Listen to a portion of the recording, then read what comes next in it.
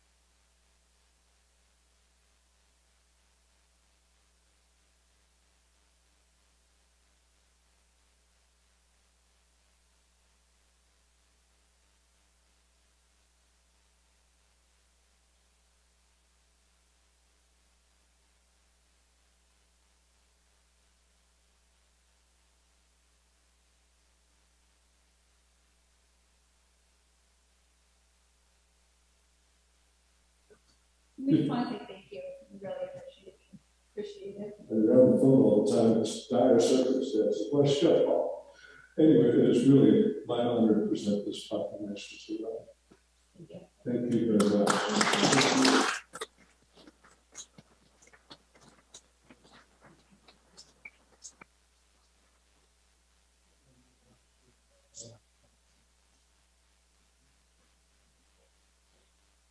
I presume we have a representative from Casa de Esperanza. Casa, Mr. Norris. Casa de Esperanza. Casa de Esperanza. Casa de Esperanza.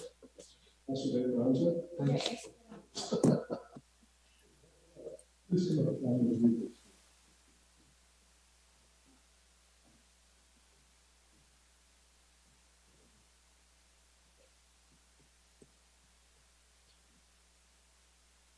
During the month of April 2022, it was Child Abuse Prevention Month in the city of Marysville. Whereas the tragedy of child abuse and neglect affects every community in California and touches the lives of far too many citizens, regardless of cultural, ethnic, religious, or socioeconomic level. And whereas the threat to our children's welfare is demonstrated by steady increases in the number and in the seriousness of cases of child abuse and neglect. And whereas if our children are to be productive adults, they should have the right to a childhood free of neglect, physical abuse, sexual molestation, exploitation. And whereas it is recognized that primary prevention programs designed to work with children themselves, their parents, and caregivers within the community, and successfully prevent first-time child abuse situations, and whereas early identification and intervention are essential to successfully interrupting the generational cycle of abuse and neglect. Collaboration among professionals, concerned parents, volunteers, and policymakers can help reduce the level of child abuse and neglect in our communities. And whereas dedicated volunteers and professionals are working to decrease the incidence of child abuse through prevention programs and coordination with agencies delivering services to child abuse victims and their families. And whereas the observance of Child Abuse Prevention Month provides an excellent opportunity for all citizens.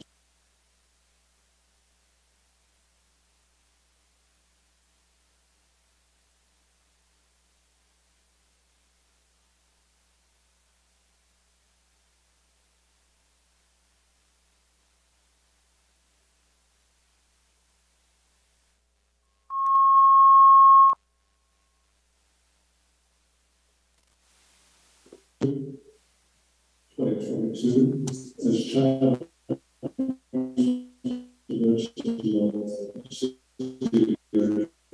encourage all residents, keeping all children safe, strong, and free.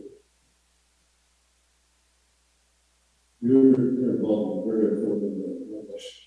Would you like to say something? Yes, the families and staff of Esperanza is to thank city for the support. Thank you very much.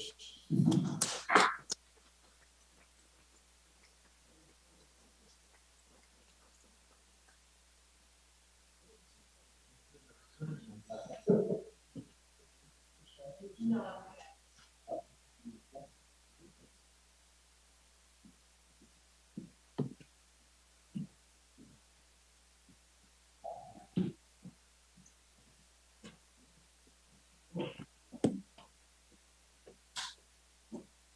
Thank you all for coming.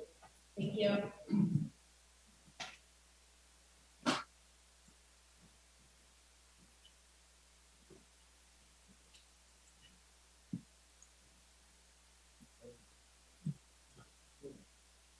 Okay. Like a year on, we're all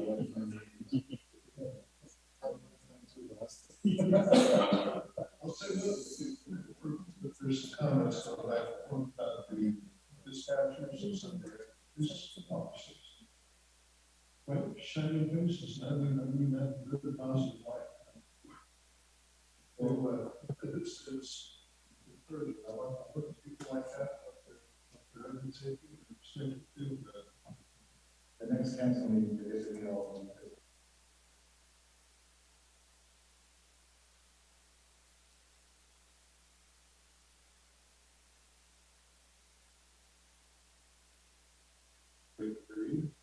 Individuals wishing to address the city council consider consent calendar items or on matters not already on the agenda are invited to make comments of up to 3 minutes. If you'd like to comment, you're attending the meeting in person.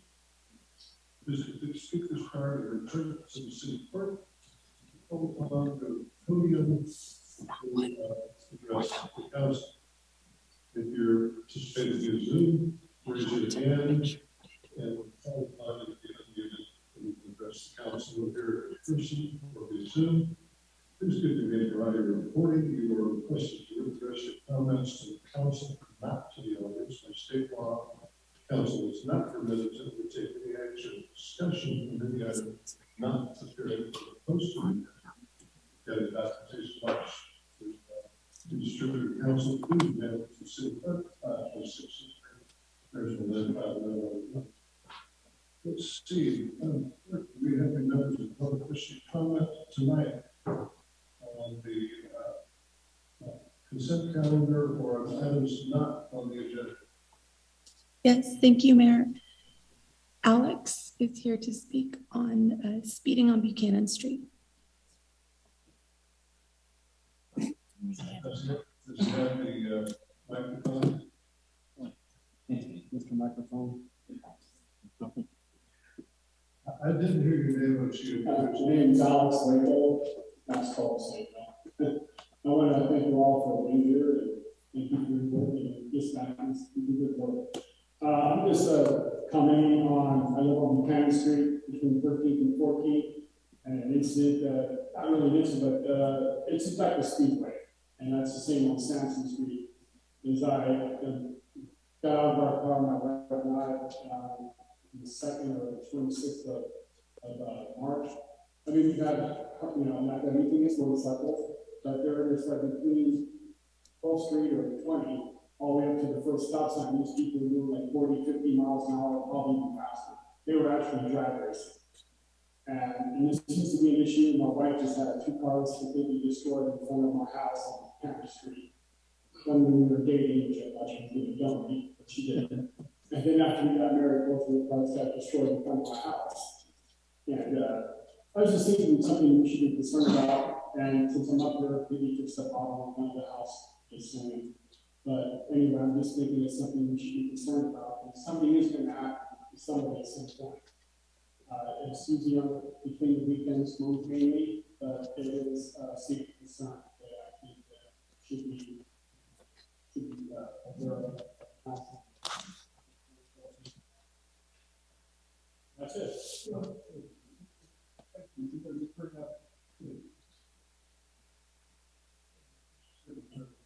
Shut it down if I get our response. I wouldn't want to say just thank you again because I've received this. This is an important topic, and I don't think I'm disclosing anything I can't disclose. We got in one portion there point in the future. City manager to share its substance with you, and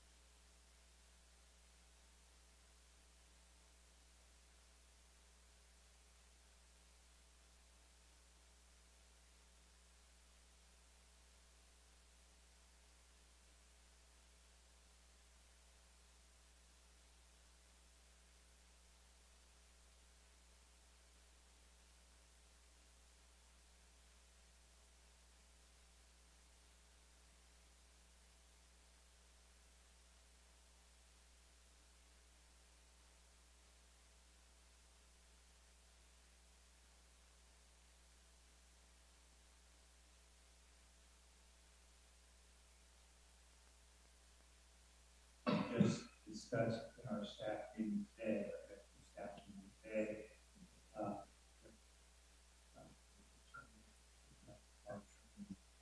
police chief on pursuing the legality and trying to make our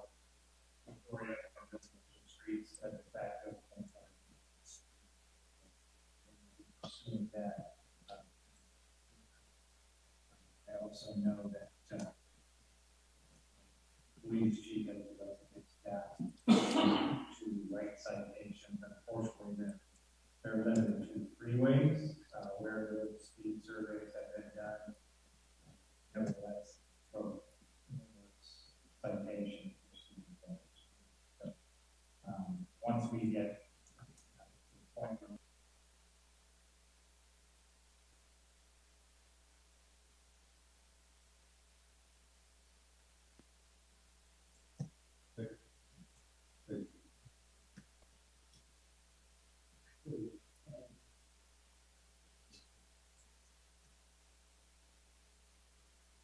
Okay, well, now, Madam Clerk, do we have any other public comment?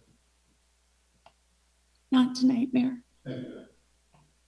Moving ahead to the consent, all matters on the consent agenda are considered routine and are therefore approved by one motion. Unless a council member or the city manager wish to question the matter, be removed from the consent agenda for separate discussion and action. We have a motion to approve. We have a second. You have a second. With the second, all in favor? Aye. That's unanimous, Madam Clerk. Okay, we then move to discussion and action now. We will comment before we get into the first actual item, but before I bring comment, preamble to the calendar. Matters in this section of the agenda are discussed and will be acted on individually. Members of the public may request to speak on any of these items for 3 minutes. If you'd like to comment, you're attending the meeting in person, please just keep the start or check the city clerk. If council stated via Zoom that I would speak, please raise your hand via Zoom. All about that, city clerk, council, if you're interested in attending these Zoom, call upon. Please give me the third round of your recording. If you have any documentation you'd like to be distributed to the council, please mail it to the city clerk at 66th Street, Marysville. One item did not appear on the agenda discussion and action calendar that we'd actually discussed at length in the agenda preview last Wednesday, which is a routine that the mayor and the city has to go through was before. And it had to do with authorizing the city attorney to invest time in identifying the relevant sections of our ordinances, codes, what have you, that deal with lighted buildings. This is with a view to a longer view to a deeper discussion of whether or not those ordinances are adequate. If they're not adequate to encourage action development, then further steps could be taken. That somehow something cracks and these things happen. It'll be on the agenda at the next meeting. I'm just mentioning it now. I want to keep this in the air. This is an important topic. It's important to the citizens to know that we are very much engaged on this topic and pressing forward. And we just, before we actually start the ball rolling, it will be on the next agenda, the ball rolling in more positive manner. Okay, now the items, first item of the discussion action calendar. General plan and specific plan workshop. And the recommendation is pass a motion to hold a workshop. We're doing that tonight.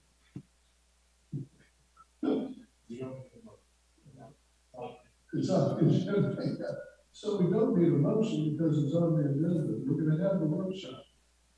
The steps involved include: 1, conduct a public workshop, which we will do, and 2, provide preliminary feedback on issues of concern.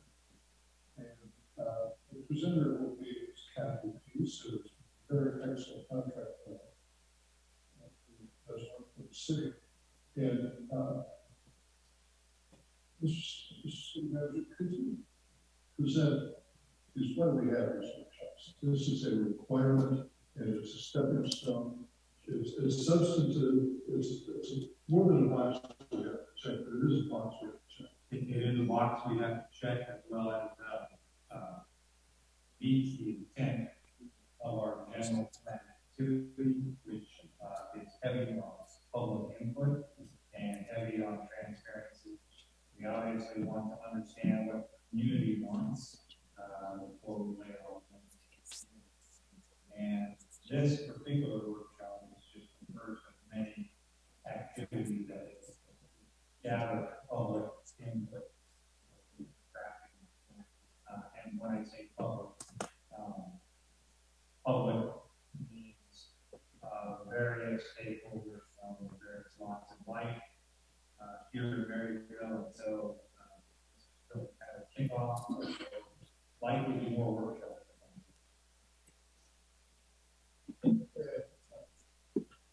Please, could you give us a preview of what we're going to be seeing in this workshop and give us an estimate of how much time this is going to take?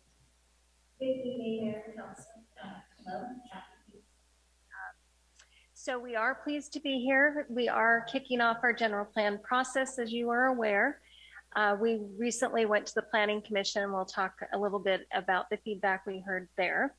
But Jim is correct. This is one of several opportunities for the council and the public to weigh in. We foresee that we'll check in with you as the project goes forward. Again, we anticipate hopefully coming back to the council for approval about June of 2023. So we still have some time, but we have a lot of ground that we need to cover.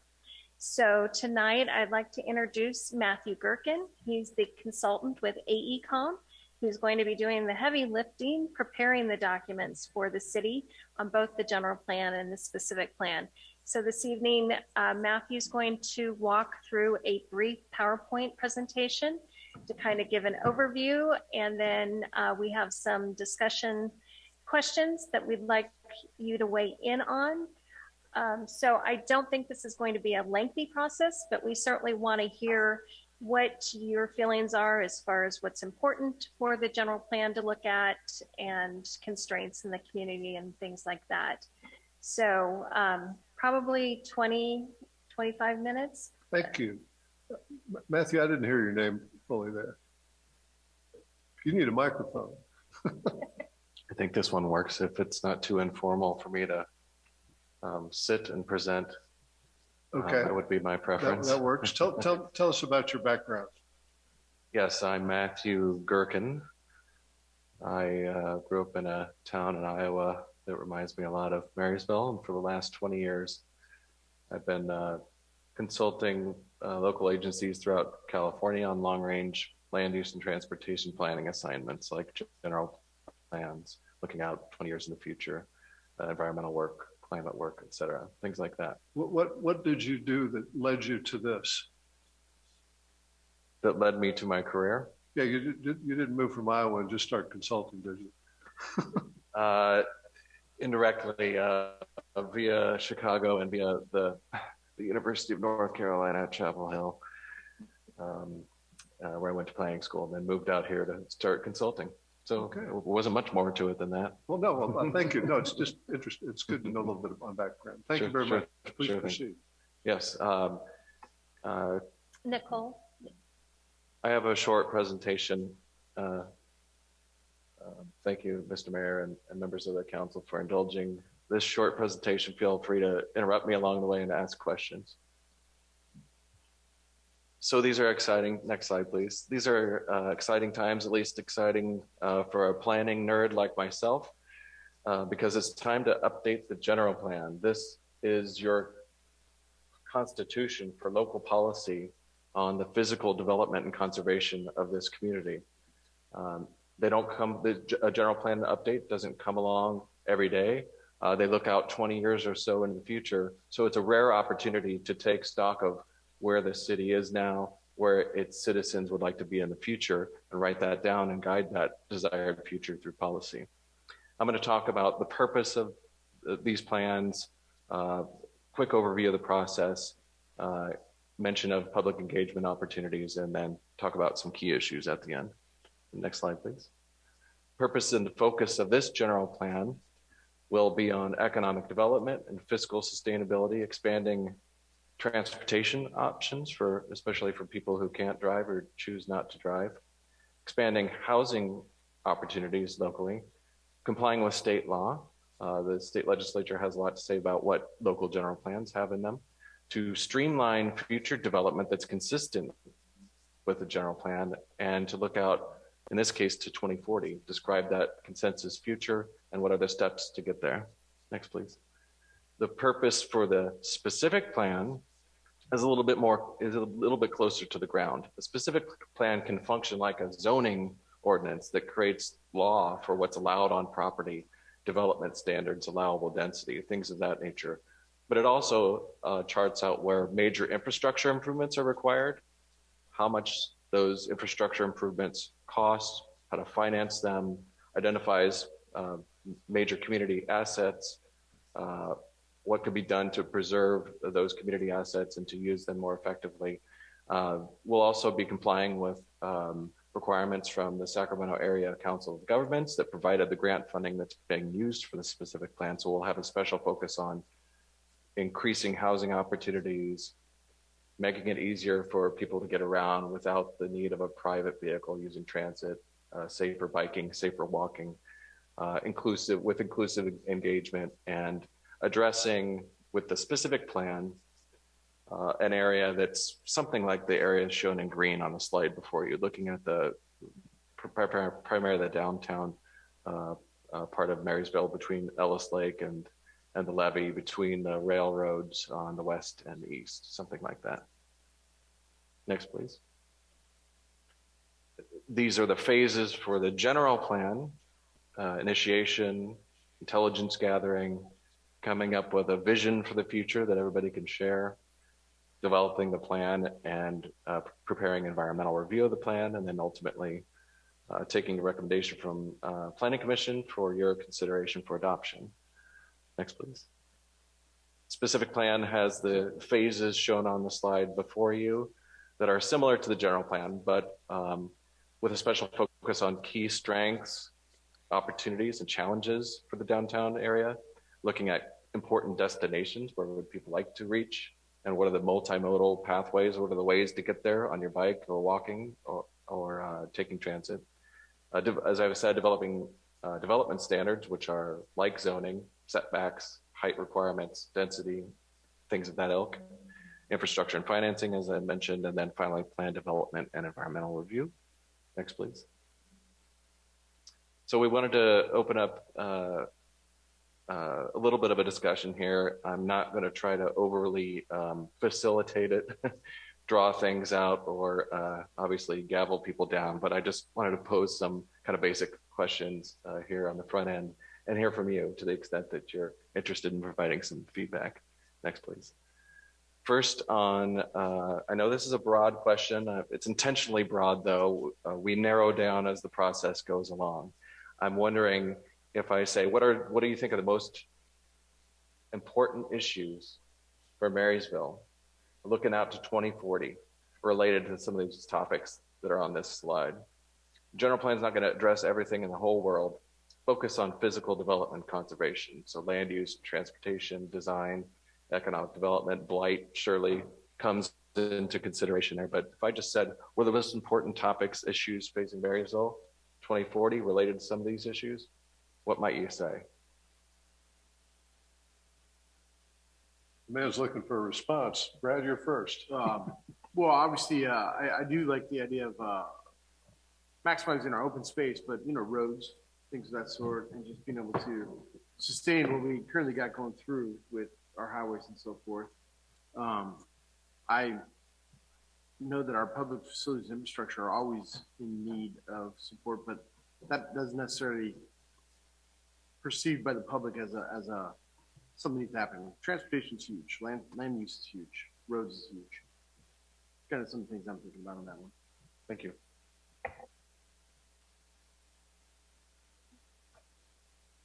I spent most of my career in and around venture capital business and entrepreneurial companies. And you can get into opportunities, but I think we first have to have a list of the challenges that need to be overcome. Mm-hmm. And Marysville's got a significant number and I grew up in Marysville. I'm old enough to remember times during the 50s and the 60s and the 70s when things were quite different. Since then, most retail has moved out of Marysville. And the economic benefit that goes to a city of having retail sales located in that city. Mm-hmm. And this has been by virtue of the fact that there's growth, people like the area, but there's only so much room in Marysville. So when there's a lot more population over in Sutter County, retail moves there. We're bounded by levees. Mm-hmm. Retail's moving south of town. I understand there might be an important announcement soon on a major retail development there. And it's not with jealousy that I bring these things up, it's to define a challenge. Those Marysville wealth generated by citizens in Marysville is going to be spent outside of Marysville. Quite a bit is going to be spent outside of Marysville. So how do we address that? And this is not a criticism of the list of things here. They're all very important. But before we get to the spend side of the equation, how do we manage, how do we deal with, how do we generate more revenue per square meter, however you want to do it, by area, by population, what have you. And there are endeavors underway to do that. I'd be interested, with your planning background, I don't know how much time, I know Ms. Pease has had a great deal of experience in understanding what's happening in Marysville. I'll be interested at a point when you also get up to speed with her on what your suggested list of priorities would be. Mm-hmm. This is indeed a time when outside expert, outside consultants, fresh eyes can add real value. And I'll be looking forward to that. But right now, goodness sakes, I'd love to talk about land use. We don't have much spare land. And for example, we talked about blight. Some of the most significant properties in Marysville are blighted properties, and they're very obvious blighted properties. Okay, that's a land use issue, but it's a different kind of land use than you find in most areas when they talk about land use. Mm-hmm. Anyway, I think I've taken enough time. I wanted to make just those points. And Brad, you had another comment? So, yeah, I mean, if we're like, wishing, it's kind of one of those things. Looking at the aspect of, I've always said from the beginning that people need a reason to stop in Marysville and not just drive through Marysville. And I've always thought that entertainment and things of that sort would be able to do it, but there has to be an infrastructure to be able to support said entertainment as well. So that's why I was kind of looking at the fact that, open space, better use, things of that, economic development, fiscal sustainability is huge, but it's, that's a very open-ended, broad statement right there. And, if we were to look at things, and I think what the mayor was alluding to back in the, not want to, necessarily age mayor, but in the 50s, 60s, and 70s, Marysville was different. It was a hub. It was, the hub of the Yuba-Sutter communities because people came to Marysville. All roads in Yuba County led to the city of Marysville. Now all roads lead through the city of Marysville. So just something to kind of think about with, you know, open space development and, you know, fiscal sustainability, roads, and stuff like that. Thank you. If I may add, thank you. If I may add, you look at transportation, community design. When I was a youngster, whatever age boys are when they have a paper route, somewhere, I was older than 10, less than 16, I know that. And I would ride my bicycle from deep into East Marysville, all the way over to the area around Ellis Lake. That was my paper route. And I don't ever remember being afraid. I had to cross B Street, which is Highway 70 at some point to get across. And I don't ever remember that being a real challenge. And I don't even think there was a light at that intersection then, at the 14th and B intersection. And now, I wouldn't want a child my age I was then crossing that without an armed guard. That's overstating a bit just to make the point. So transportation is key. That involves a lot more than just Marysville.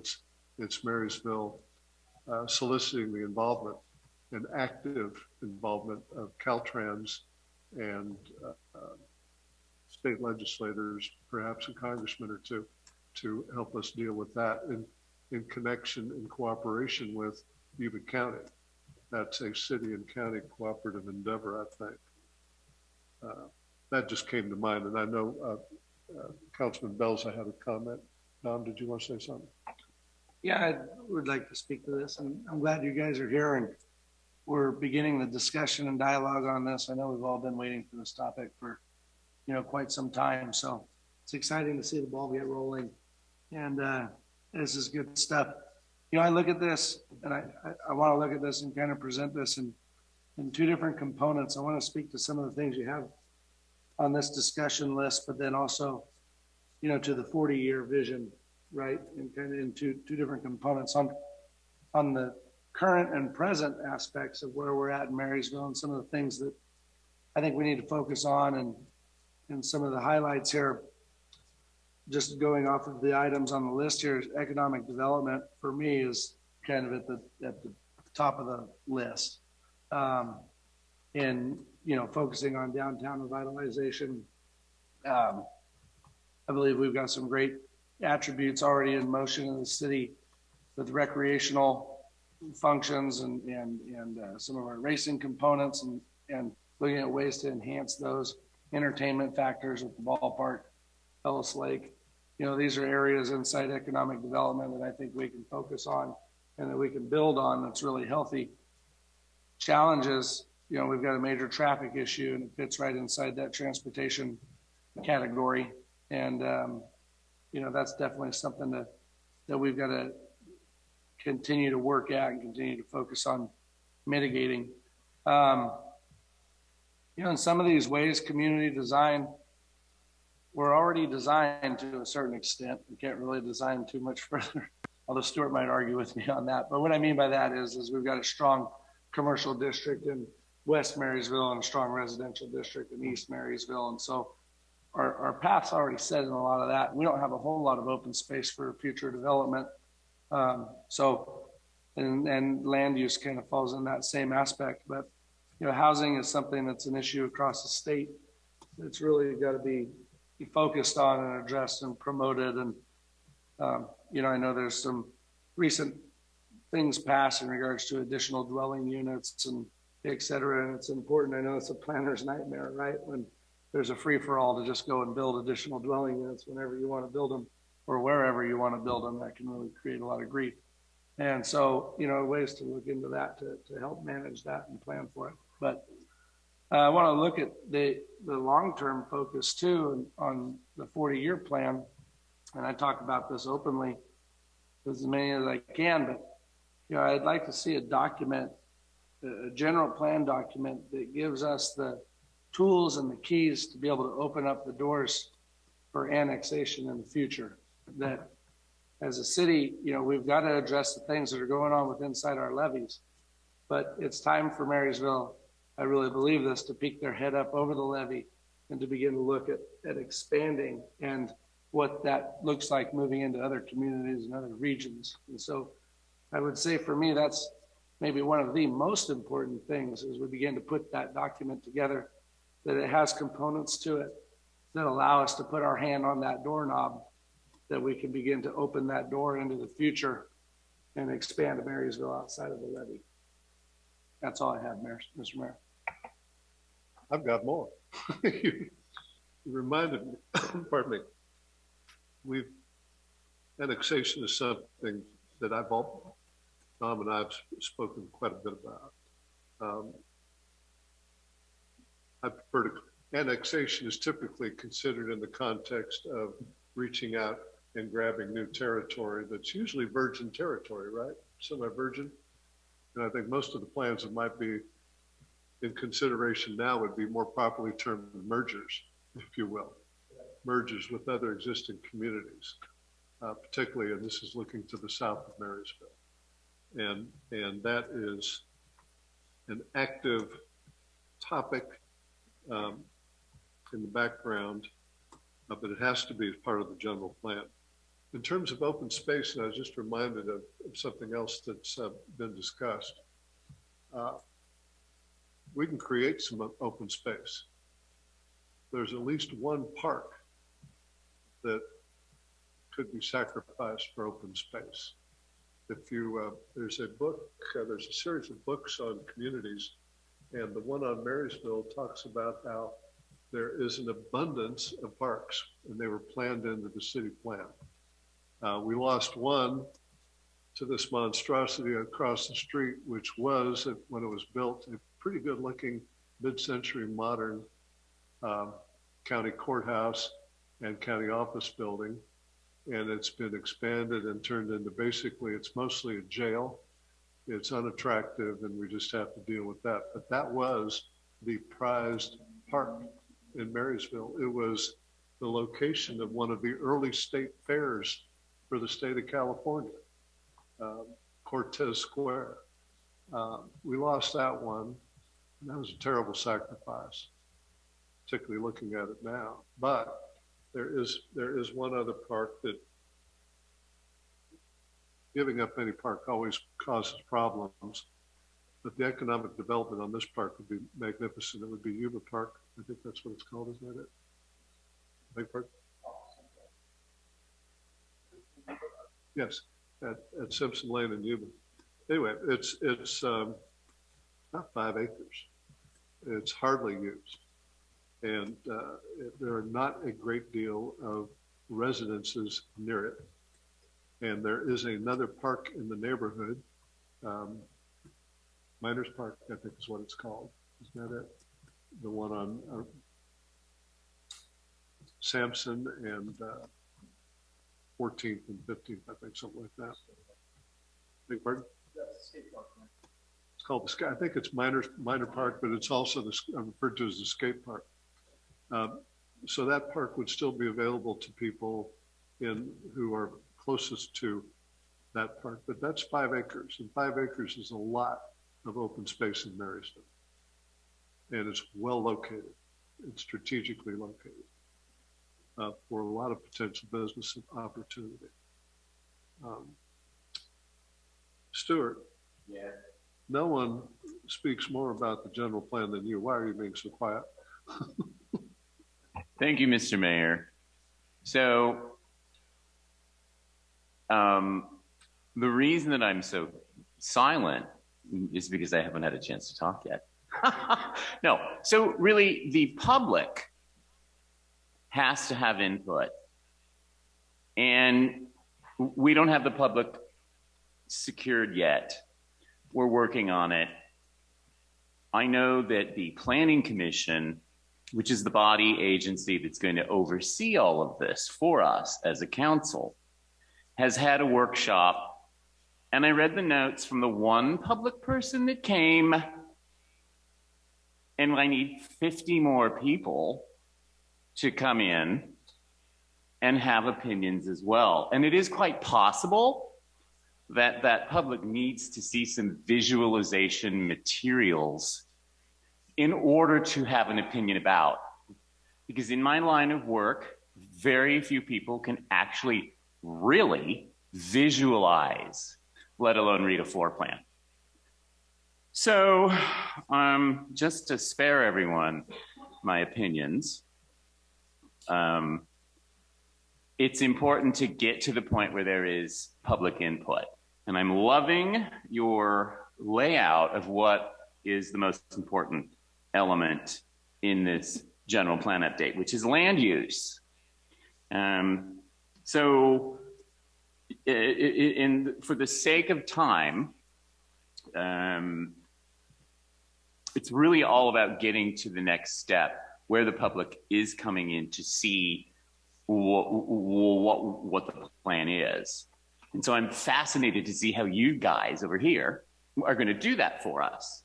And so my opinion as a born and raised resident of Marysville who left and came back, so I have a different perspective,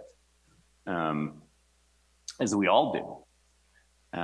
I want to entice more residents in new kinds of living that we haven't really seen here before. And that's, part of land use, the changing of the land use to increase and maximize the industry that is here, that is strong, and how they work together. Yes, we have a historic district, but it's half there. It's empty. And so new housing, the changing of the land use to mixed use. Mixed use means both work and live in the same building to increase an economically sustainable population, that these commerce areas that are growing in the area have a place to live in the downtown area that is very close to the transportation. There's a train coming. There are opportunities, there are career opportunities here with a few, the hospital, et cetera. Let's just, we don't have a lot of room. We're going to have to go up and at the same time preserve the residential neighborhoods that are so valuable to us. East Marysville. The East Marysville, due to its design and layout, can't really have as much accessory dwelling units as the historic overlay or the older residential neighborhoods that have alleys accessible to them, et cetera, et cetera. So the public needs to understand that you need to come in here and meet with us and come to these meetings and give us your input. It's so important. And how's that? Did I answer your question? Yes, and you've inspired some thinking on my part. Okay, good. Actually, these kind of discussions are nice because things emerge that in your head that wouldn't if you're by yourself. Yeah. I know that Mr. Dan Flores, who's our economic development executive, is putting together, and I think this is part of the requirement to have a community advisory panel. Community advisory panel, and the names I'm aware of on that panel are really significant. All of the neighborhoods in Marysville are represented. Business people who may or may not live in Marysville but have a significant economic interest and involvement in Marysville are involved.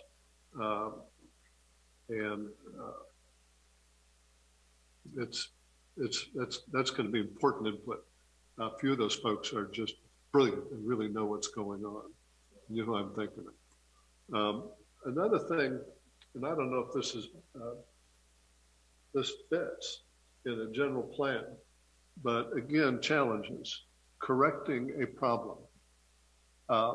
As retail departed Marysville and moved south or west of Marysville, significant parcels, business parcels, were left open, and our county government has decided every time they want to expand and require new space, they will do it in Marysville versus doing it in the county.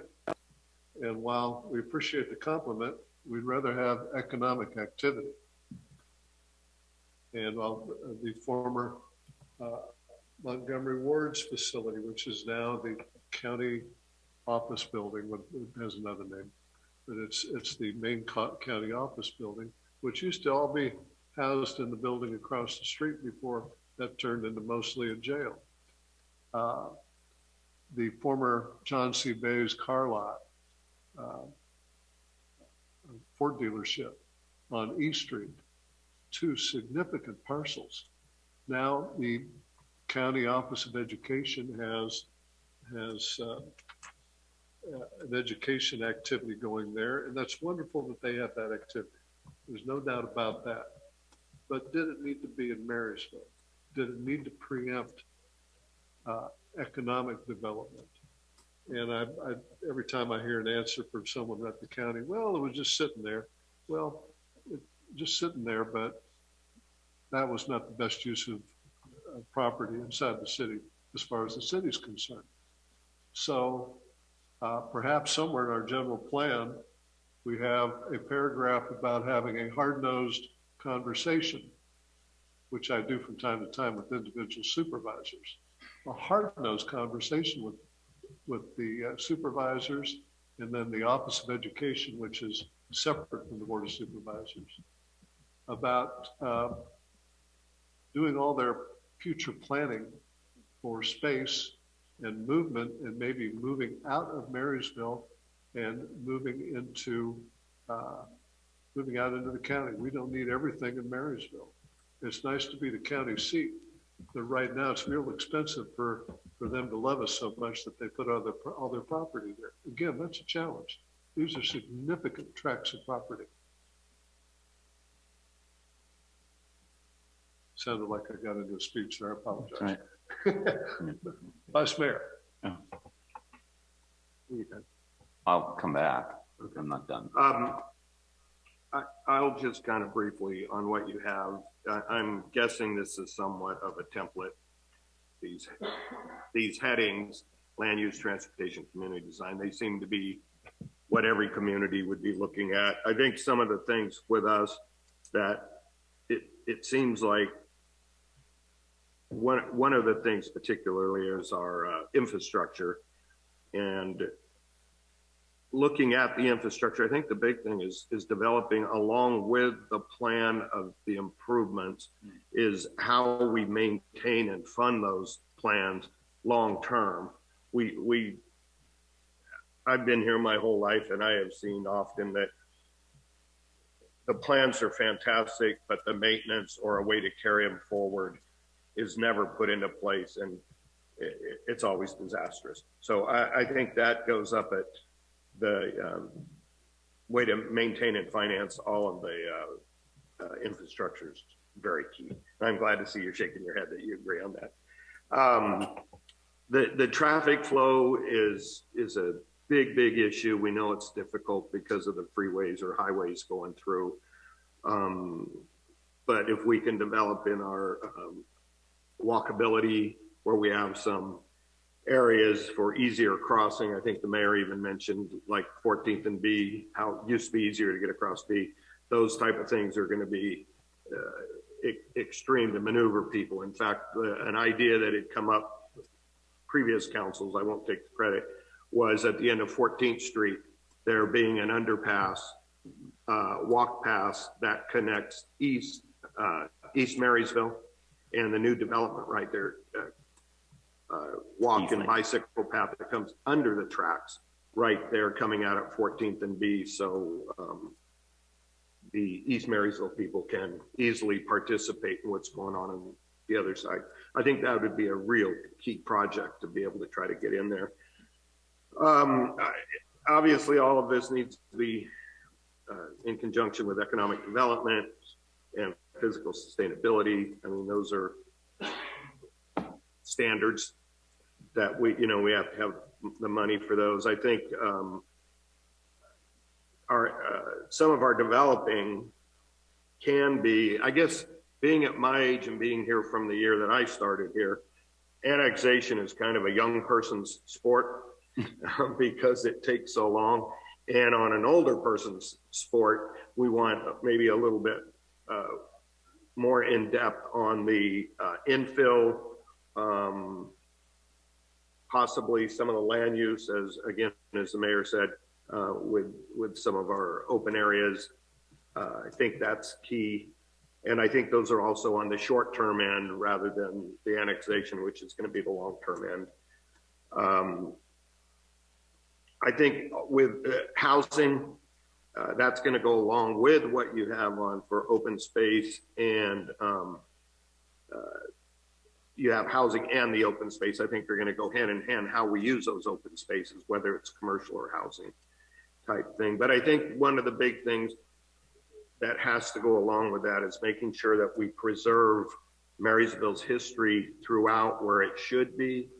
Right now, we have a lot of great things that are people that want to come in and doing things. And as you're encouraging them through the general plan, I think we just need to make sure that we don't lose that. We, sometimes we get real excited with something new's coming in, and then we lose our direction of whether it's our history or how we want the community to look.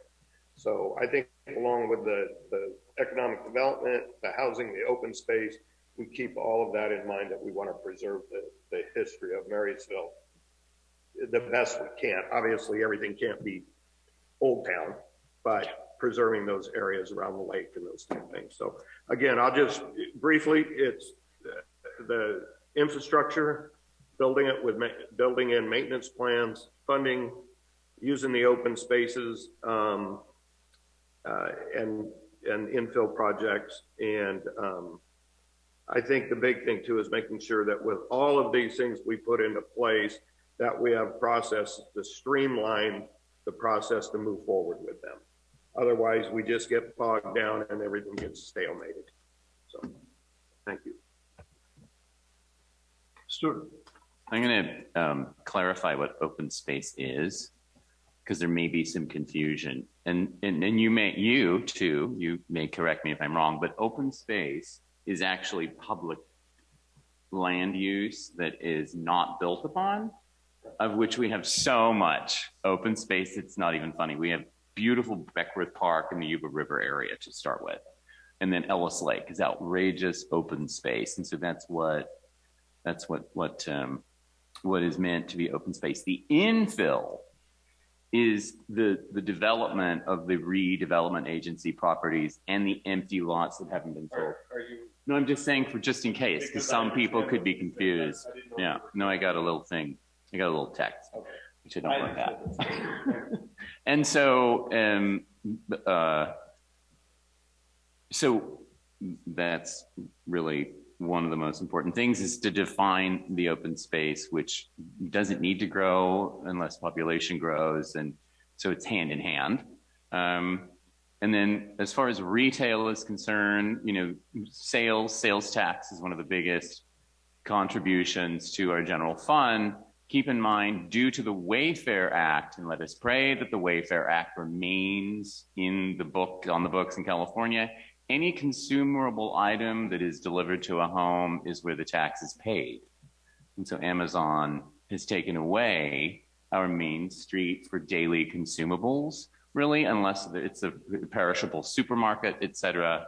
And even that in the future, we have to get ahead of that and realize that that is going to happen, and pray that the Wayfair Act maintains its status quo, so that we do receive the taxes from things that are delivered to our homes from large distribution areas, which makes sense in planning. And then as far as transportation is concerned, traffic, circulation, et cetera, the most important thing as far as I am concerned is that our general plan dictates, I like to use that word, to Caltrans through SACOG, that we would like some roads removed from our city and relocated elsewhere. And so my feeling is we will be able to define exactly what Marysville will be once we get rid of that impossible situation. Through the chair. If you're done, Stuart. Mr. Hudson.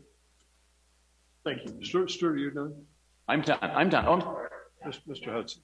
So I thank you for this discussion here. I guess I'm just looking for a little more clarification on this, and I know you got another discussion point coming up fairly shortly after this. Kathy, you mentioned, and I get that this is the long game here, is what we're trying to do with what's going on here.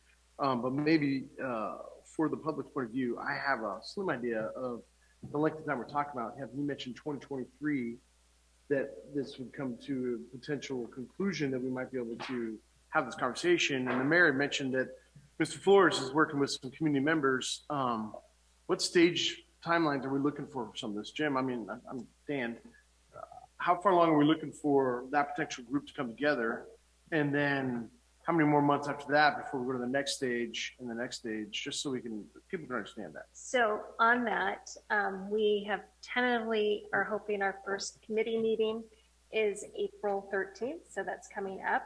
And we anticipate that we will check in with that committee probably 4 times over the next 16 months or whatever it is until June of 2023, to use that group to check in at milestones. So we'll have kind of a similar exercise with that committee to find out what are their concerns, what are constraints, what do they want to see.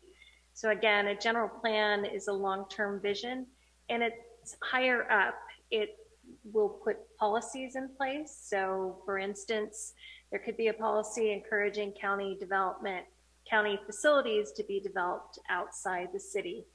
There can be policies that look at economic development and things like that.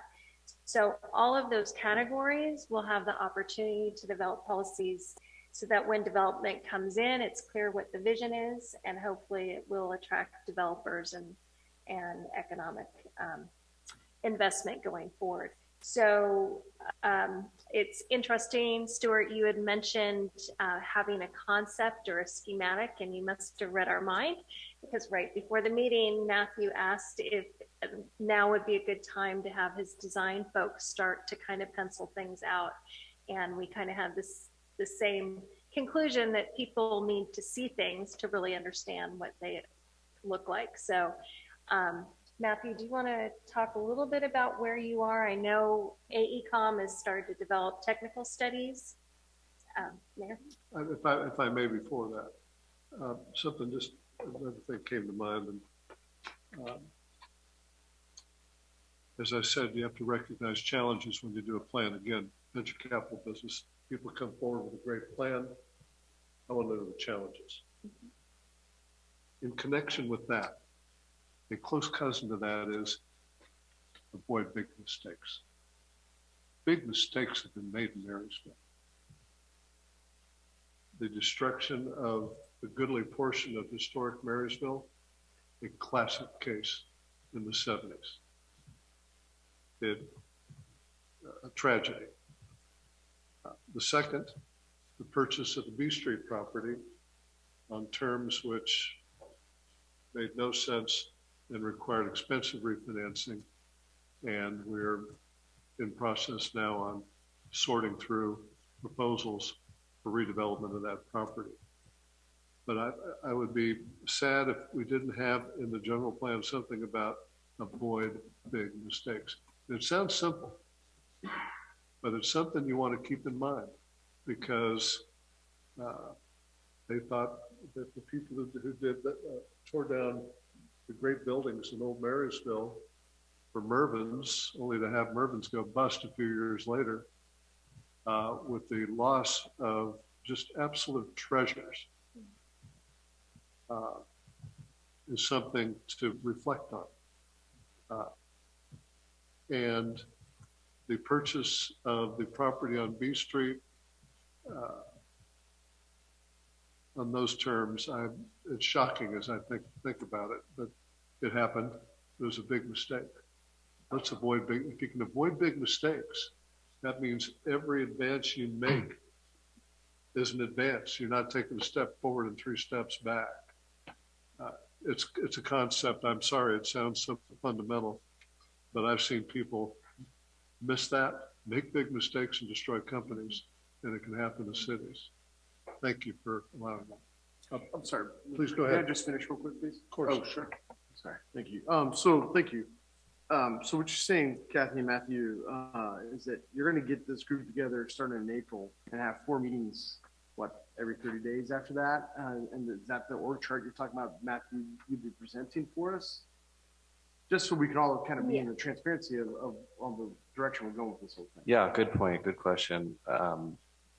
4 meetings, not tied to a certain regular period of time, but to key phases of our work. Okay. So to develop a shared consensus vision, to review general plan alternatives, and to review the draft plan itself. After this first meeting, those would be the next 3. And it's not every 30 days. It would be spaced out in the amount of time that it takes to develop those key parts of our work program. Perfect. Thanks for clarification on that. I was just kind of curious. Just from my understanding, and I've had a short conversation with Mr. Flores on this, how many people are we looking to get for community and participation in this group? At this point, we're targeting 20. 20? Yeah. Have fun with that. Exactly. It's a little larger but on the other hand, it's good to have good stakeholders provide input. And the committee meetings are not the only way that the public will be able to participate. That's a technical advisory committee. The public will be able to attend those meetings and there'll be opportunities for the public to weigh in at those meetings as well. But we're also going to have, pretty soon I will get information up on the website so folks can contact us to make sure they're on the mailing list. We'll have information on what the general plan and specific plan is, and we'll start to do more outreach to get the public involved. So this is just the beginning. Thank you. I'll finish up with just saying I appreciate the work in this, and I like my fellow partner, Mr. Gilchrist over there, is very happy to see this happen. It's been since the 80s, since our last one. And I do hope and pray that as we get this implemented, that we can avoid the mistakes that our mayor's talking about, so we can just move forward and set the footstones for the next generations as to 2040, as I heard you say, Mr. Gherkin, kind of go from that. And I think if we're working, however we can help out in the meantime, awesome, keep it going. I'm ready for the next robust discussion on the next page. I would like to see if there's anyone in the public or on the web that would like to weigh in as well. That kind of comment will be called for in a moment. Okay. Real quickly, though, this was new to me, and I know you're up against a time crunch. You'd hope to do this earlier, but I saw it last Wednesday, and we're going to do this, in less than a week, and have this conversation. And I imagine my colleagues didn't see it until they saw the agenda on Friday or Monday or whenever they got the agenda. A little bit more warning so that we can be more thoughtful and perhaps more helpful point taken with information. And I'm not, that's not a criticism. I know you're squeezed. But I did want to mention that we had hoped to have our planning commission kick off in December, but then we had some vacancies on the planning commission. So then, that's why it's been a condensed schedule all of a sudden. We just had our new members. So that was our kickoff. So we call for comments from the public, anybody who's listening in or here, after you've made your presentation. Is your presentation complete? You still have some to do? Thank you, Mr. Mayor. There was one more slide with please proceed. 3 probing questions. Sorry, before we step into that next phase, I wanted to make a comment on your comment about the mistakes. I just want to say I agree wholeheartedly that we do need to do something to talk about that and address it for future councils. I don't know if inside the general plan update is the right context, or maybe it's an inside code or something, but defining what the role of our government is, because I agree with you wholeheartedly. Speculating on properties like B Street as a real estate developer is not what the role of our local government should be, And so to help minimize those, I want to just put it on the record that that's definitely something that we should pursue, identifying what document it actually belongs in, but trying to to prevent those types of things from happening in the future. So I was too it's casual. a worthy cause. I was too casual in describing, saying it, and just avoid mistakes. Classically, it's described as a process involved of risk management.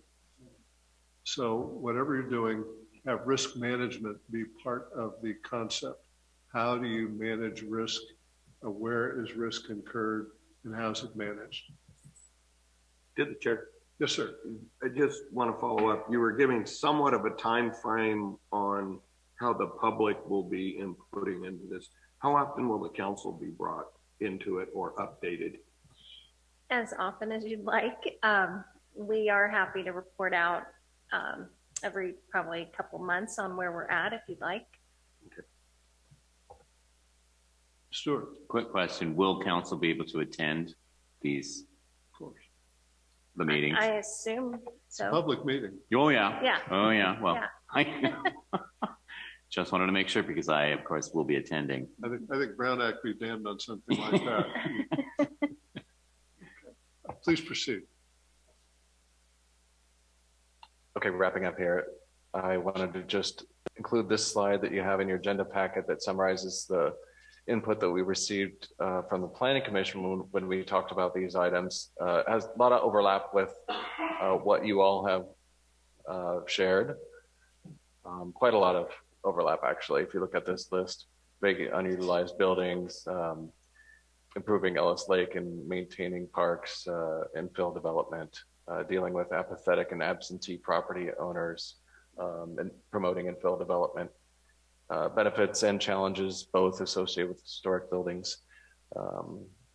Yeah, so you have this in your packet and can refer to back to it without reading off every single bullet. Curiosity, what is Ride the Loop? Perfect. Built in the range of bicycle riders in 7 areas need to be addressed to make that condition safe for bicyclists and all Okay. So this is, are we ready for any public comment? There's one more slide that I just want to put in front of you, and this could be for future discussions. And you know, Mr. Mayor, it gets at some of what you were laying out, that in order to achieve a future consensus, we need to understand the major barriers and challenges, but also the opportunities, the opportunities that are being pursued right now and unrealized opportunities that Marysville surely has. So I'll just leave this slide to let it stew with you and hand it back to you. Thank you very much. Thank you. Before we go to public comment, I want to thank Ms. Pease, Mr. Kirkin. If Ms. Pease has brought you on, then that speaks very highly of you, because we think very highly of her. Thank you. Any comment from the public, Madam Clerk? Not at this time, Mayor. Okay, this requires no further action. A thank you very much. This was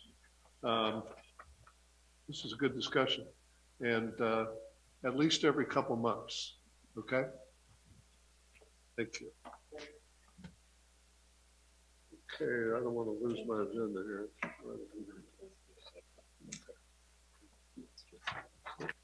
That's the last one. Yeah. Thank you. Okay, here we are. Next item, deployment of citywide fiber optic network for Sci-Fi Networks Marysville LLC. Recommendation: pass a motion to adopt an appropriately numbered resolution authorizing the city manager to enter into a right-of-way access and use agreement for deployment of a citywide fiber optic cable network with Sci-Fi Networks Marysville LLC. Mr. Jim Shad. Council, this is a project that I am very excited about. It is a project that will bring or make high-speed internet available to all of our residents and businesses within Marysville. It will be no cost to the city. It's a private investment through Sci-Fi. Our cost for review and permitting processes will be reimbursed by Sci-Fi. I had concerns regarding how this would affect our existing franchise fees, and we did consult with outside counsel that specializes in these telecommunication type of contracts, and they have opined that the franchise fees that we currently enjoy will still apply even if our ISPs, the internet service providers, switch to this infrastructure. The company, Sci-Fi, expects that this project would be completed in conjunction with their efforts in Yuba City, and that is actually how we found out about this. Yuba City has already approved Sci-Fi to install a similar network in their community. We are able to piggyback on Yuba City's contract. Without that contract, Yuba City is not large enough to make it attractive for Sci-Fi to do so. So that is a plus for us. Sci-Fi indicates that they will likely complete the project within 24 months of approval. And I recommend that we move forward with this contract with Sci-Fi. We do have a representative from Sci-Fi on Zoom, Mr. Scott Bradshaw, and he is here to answer any questions that you might have on this project. Well, rather than answer questions, what's the gentleman's name again? Scott Bradshaw. Scott Bradshaw. Mr. Bradshaw, would you describe in general terms what you plan to do and describe the benefits that will accrue to the city and to the residents of the city? Mayor, absolutely. So Mayor and council members, first and foremost, I do sincerely appreciate your time and consideration of the agenda item you have before you. We're excited for you, and I hope you feel the same way as we go through the discussion.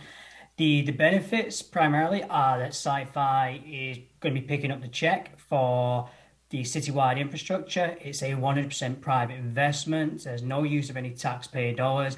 We'll be building fiber throughout the entire city, taking that fiber past every premise and to every single premise who wishes to receive fiber connectivity. Sci-Fi ourselves are a developer. We're a long-term infrastructure developer. We are not an ISP. We do not provide service to the public. We actually open the network under what's termed as an open access, meaning it allows any number of ISPs, internet service providers, or service providers such as telemedicine, home security, and alike, to actually come onto the network. It's a common network and be able to provide competing services against each other to every resident and business, just like we're doing in other communities in California today and other cities across various other states. So the benefits, immediate benefits to the constituents, the businesses, is that they will have choice compared to the internet service providers providing them service at the moment. The speeds that they will be receiving from a broadband connectivity, our network day one is actually 10 gigabit to the home symmetrical, symmetrical being the same speed being downloaded is the same speed going up. That's to the residents, and businesses actually have the capability to go up to 100 gigabits connectivity. So we're aiming to bring choice to the community, multiple broadband choice, premium services, the fastest services currently in the US to date.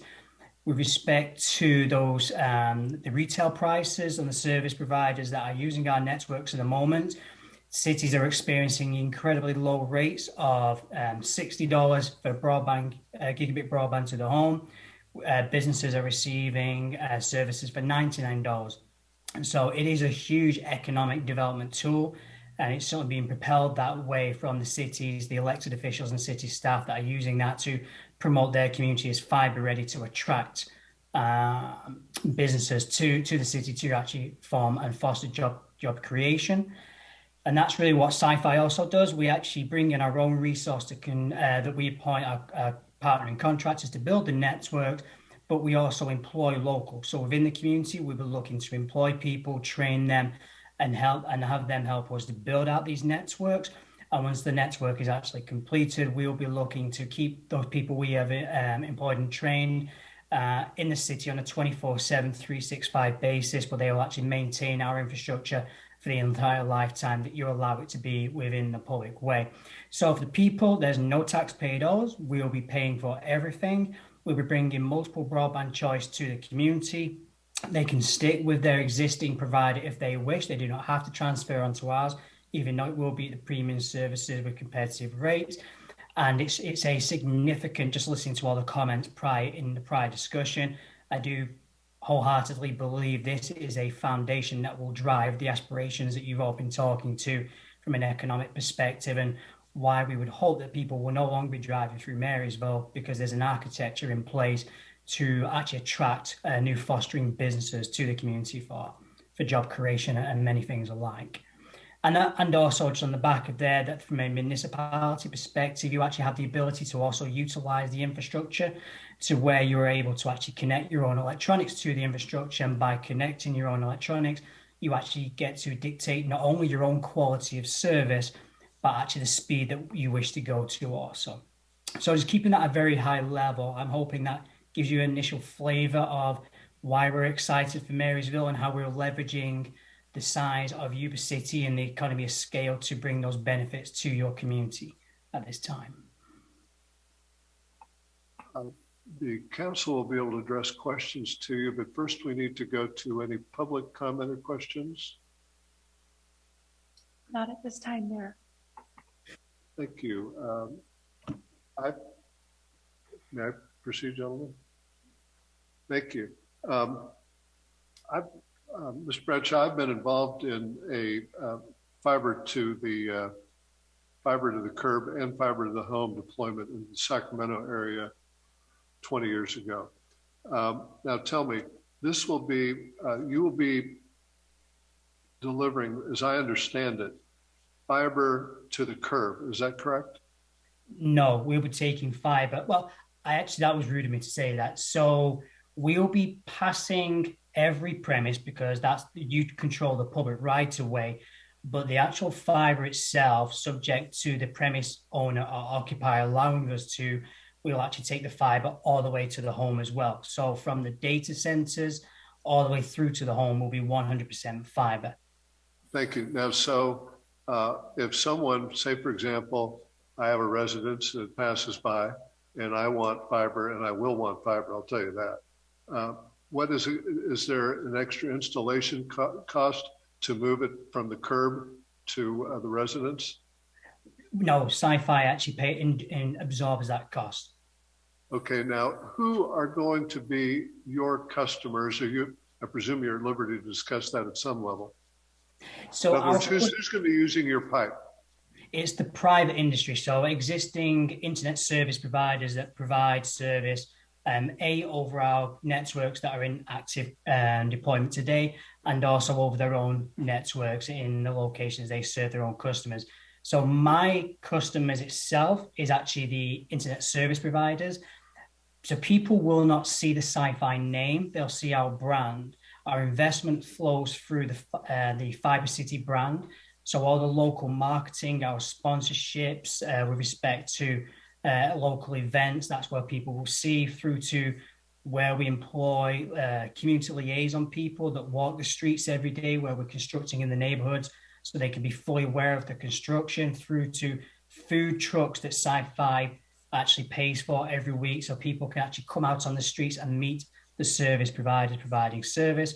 Everyone will see the brand, the Fiber City brand, but yeah, they will actually be buying service directly from the internet service providers. Thank you. And I understand that the installation, this is subterranean, so you're going under the street, but I understand there's very little damage to the street, that you basically dig a hole, bore for a while, and then dig another hole. Is that how it works? That's correct.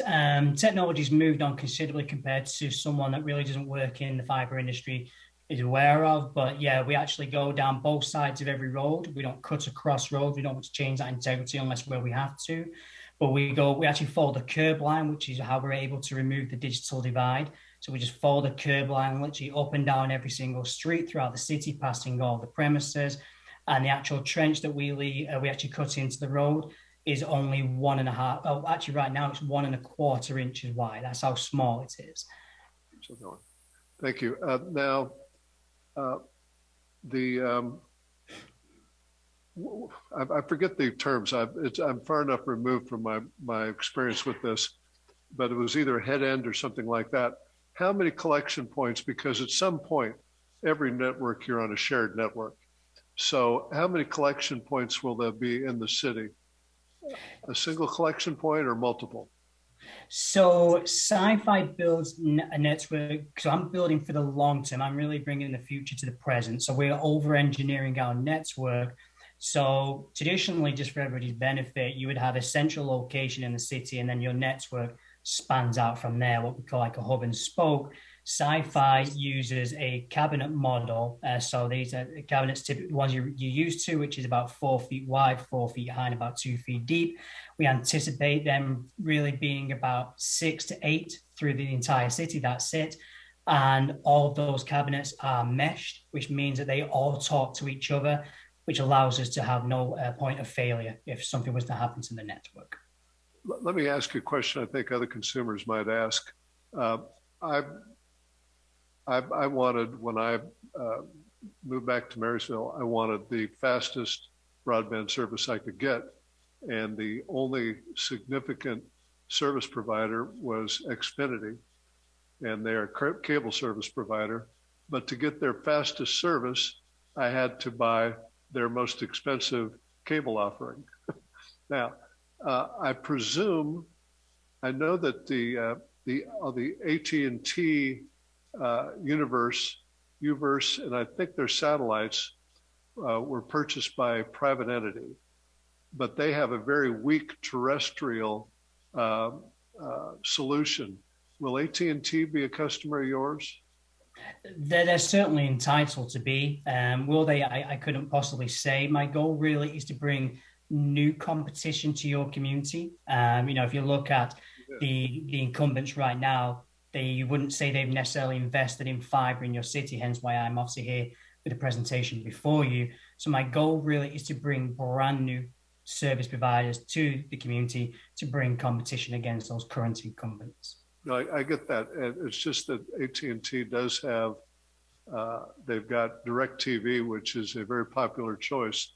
Yeah. And Dish Network has a popular choice, but their broadband offerings are weak. So I would imagine they'd be more competitive and we would have more competition in the market. About quality of service, is there can businesses or certain customers get QoS, quality of service guarantees, similar to what used to be offered with the T1 line? That's like 4 nines availability. 100%, and we actually go beyond there. So we actually offer commercial businesses from a municipality perspective, from street furniture, by simple example being traffic signals, security cameras, all the way through to bus shelters, I guess. We actually run a dual diverse network. So it's a multi-point fiber entry to every single point. So it allows us for diverse routes in case someone was actually to break one aspect of the fiber network, the information would just reroute in the opposite directions to retain. So the answer being 100% correct, it is it's built for the future because none of us really have a crystal ball. But if we look at really over the last 5 years alone, for how the scale of data consumption, it's only going up. And Mr. Shad, did you say that Yuba City is not doing this, or they are doing it? Yuba City is doing this, and we are able to do it because of the scale of their project. Exactly. Well, I think that's one of the, if we didn't do it, we would be at a distinct disadvantage. This is a key feature for any community. And I'm so glad you're going to be doing business in Marysville. I presume the terms of the contract are reasonable. I'm not read them word for word, but Mr. Shad seems to be recommending them. So we spent quite some time, and I want to give kudos to Scott and his counsel, as well as our counsel, Brent Bortson, on the effort they made to get this contract to where it worked for everybody. I did want to clarify on the method for installation. There was a discussion about the typical jack and bore where we tunnel under the pavement. That is not what's primarily going to be used here. It is what's called a micro trench right along the curb area, and it's 1.5 or 2 inch width trench, about 12 inches deep, though not very invasive. Actually less invasive than, in my opinion, jack and bore. My nightmares with jack and bore have been they tend to hit a lot of other utilities when they do it. This is shallower than most utilities, and Sci-Fi will be doing a significant amount of pre-work. I believe they'll be doing ground penetrating radar to locate those utilities beforehand. So I just want to make sure that everybody understands that's the process they'll be using primarily. I have a question on that. Vice Mayor. Okay. So through this construction, we keep talking about this 1.5 to 2 inch trenching and stuff, but we're going to have obviously lateral crossings through the street to go across the street. And how often would those be? And secondly, if we're going to have a lateral that goes to each resident or property, whether commercial or residential, there's going to have to be some type of where that lateral's connected in. And so is it going to have to be, is the road going to have to be opened up in a larger capacity to be able to make that lateral? No, and that's a very, very good question. I appreciate that. So I'll obviously 2 parts of that, the lateral and then the crossing of the road. So on the first point, from how we get from one side of the road to the other, it really is at the point where we need to have diversification in the fiber. You know, so if it's following the curb line, it has diversification there, but then we also send it in the opposite direction as we cross a road. So typically it would be at, say, the nearest junction. We just don't cut across back and forth. We do not wish to change integrity in that way. So where we may actually come to a cross section, we'll just go across there just that one time. And that's how we get from one side of the road to the other, where the actual running line of the curves may not meet. The second part in regards to actually excuse me 1 minute before you go to the second part. So on that first part, I understand what you're saying, but how often does that mean? Is that every block, every couple blocks? Is there a certain distance, whether it's in yardage or where so much cable has to be? I'm saying this incorrectly, but how often would the crossings have to be able to carry the data that you're talking about? No, and I know you're absolutely right to ask it that way as well, because I certainly didn't give enough granular detail. It really depends on the neighborhood in regards to the composition, the makeup of the neighborhood. You know, is it purely residential? Is it business? But for us, it typically would be looking at a few thousand feet. It's not just every 10 feet, 25 feet. It's usually a few thousand feet where we're cutting across. Yes. Okay, and then the laterals to the properties, how are those done? So on the second part, so what we'll do is if you imagine your current curb line, so where you have the curb and then you have the concrete gutter, which is, which before it meets the asphalt roadway. So our running line where the fiber goes actually just follows the existing concrete gutter, which enables us to keep a very clean straight line. What we will do there, and that's where that 1.25 to maximum 2 inches wide trench is what we will do for typically every 2 premises or so, depending upon the makeup of that particular neighborhood, we'll cut a small triangle. That triangle is just a few inches wide. And then what we will do, bearing in mind the duct, because every premise has its own dedicated duct, the duct going to the home is about 3/8 wide. This is how far technology has moved on. So we're not talking a few inches. It is literally just a 3/8 in outer diameter. So it's smaller than a nail on your pinky at the end of the day.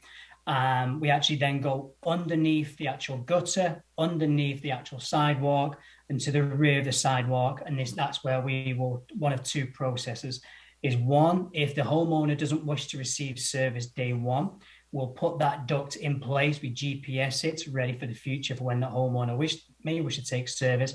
Or two, if that homeowner has pre-signed for service from one of the ISPs on the network, then as we actually go under the curb and under the sidewalk, we'll continue that microduct all the way to the inside of the premise. I totally understand what you're saying, but everything you're describing is where you're running your links, whether it's in your lateral or in your main run. I'm talking about when you come under that sidewalk and you come to the street to make the connection of the lateral, do you have to open up a spot in the street? I mean, obviously you have to be able to get your hands in there to at least make the connection. Okay, so no, we don't. So apart from that small triangle, which is already on the running line, so the way to think about it is, so we don't use fixed fiber cable. So where the fiber optic strands are fixed in the cable, we actually use microduct, and the microduct is empty. So what it allows us to do is actually put a smaller composition of those ducts in that small channel, and then we actually blow the fiberglass through to the premise at a later stage. And there's two, and I'm going somewhere with this, is that one, we can keep the narrow footprint in place and we do not need to cut bigger holes, because the actual duct that goes to the premise itself, these are all loose tubes. So we have the big tubes that carry the main trunk of fiber, and then we have the small tubes all dedicated to the homes. Because they are so small, they can just literally sweep straight underneath the curb. And then on the, actually, let's keep it there because otherwise we could go too granular. But hopefully that gives you an idea that it's loose tubes at the bottom of the trench. They're all going down the face of the curb. Each one is individual tube. They're not fixated in a single duct. And as we pass a premise, we just take one of those loose tubes straight on, we just curve it straight underneath the actual sidewalk into the actual premise itself. And we don't need to dig any bigger trenches. Okay, thank you. My pleasure. I will comment. When we were starting this process, and once again, I think Yuba City helped with this. Sci-Fi actually has design and construction standards for how they install this, which our engineer, John Mallon, looked at carefully to make sure that they met our standards for installing in the right of way. And so it's very structured on how they do this. I think the attachment was, I think Councilmember Gilchrist has that attachment. So I feel fairly confident that they'll do it right as long as they follow their own instructions.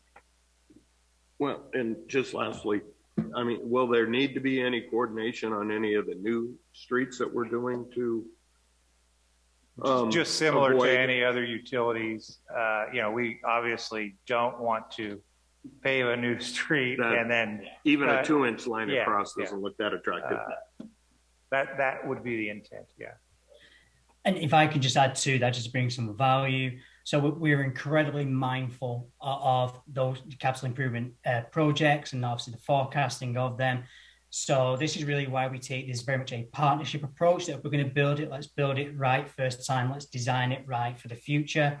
So just like we're doing in other cities in California, we look at your current pavement management program in regards to whether it just being a slurry seal or if you're doing full depth reclamations, with a view to getting ahead of those programs you already have. Even if we don't actually serve that neighborhood for several months ahead, what we can do is actually put our duct in the ground in readiness so we don't actually leave a scar on top of what's something you've already recreated. I think Fifth Street might have a trench on the new pavement.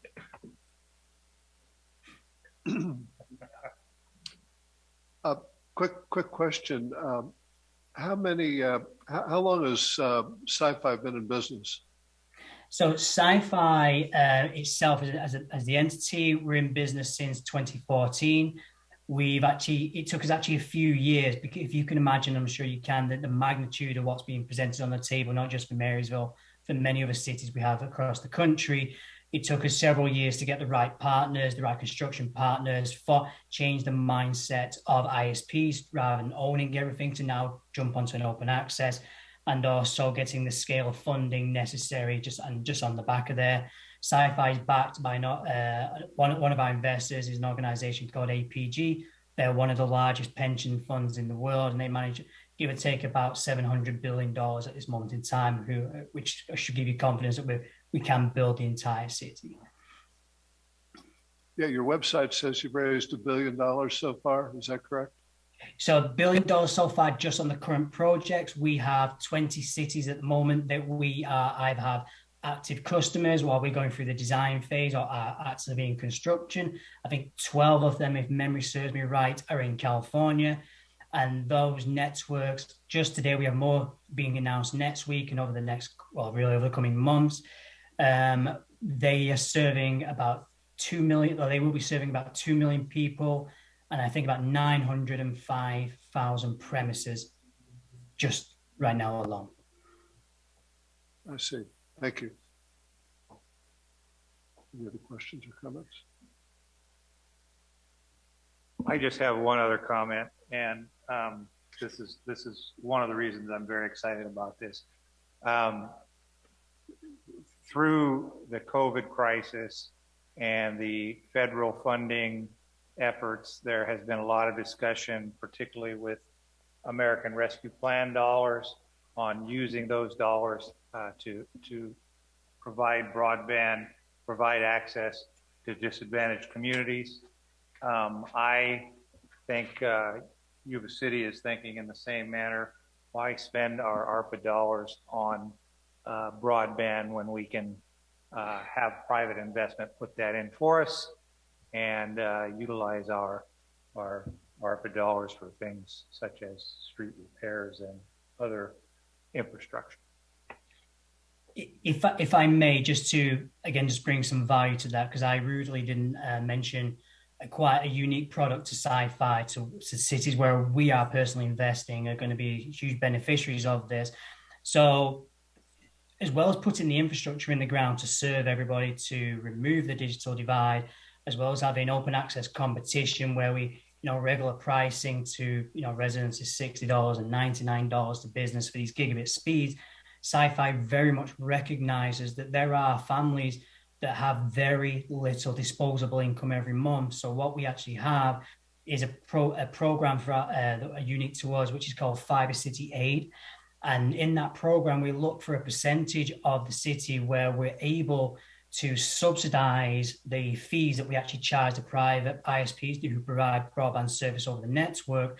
And right now we're able to experience, certainly in California, where vulnerable families who qualify, which are based upon the city's metrics, we don't determine them, we ask for your guidance and how people you feel would qualify for this service. We are able to lower our wholesale rate to the private ISPs who are able to resell gigabit service. We do not slow the speed. We do not want to create inequality. This is all about equality. They're able to offer those gigabit speeds to the vulnerable families at a circa of $30 a month. I'm not sure if it's ever been seen in the US before, but it's quite a story on top of what's already an exciting investment. Well, since we're going to be a customer, we wish you all the luck in the world. Brad, did you have a comment, question? Negative. If the conversation's over, I'm looking for a motion to approve. Okay.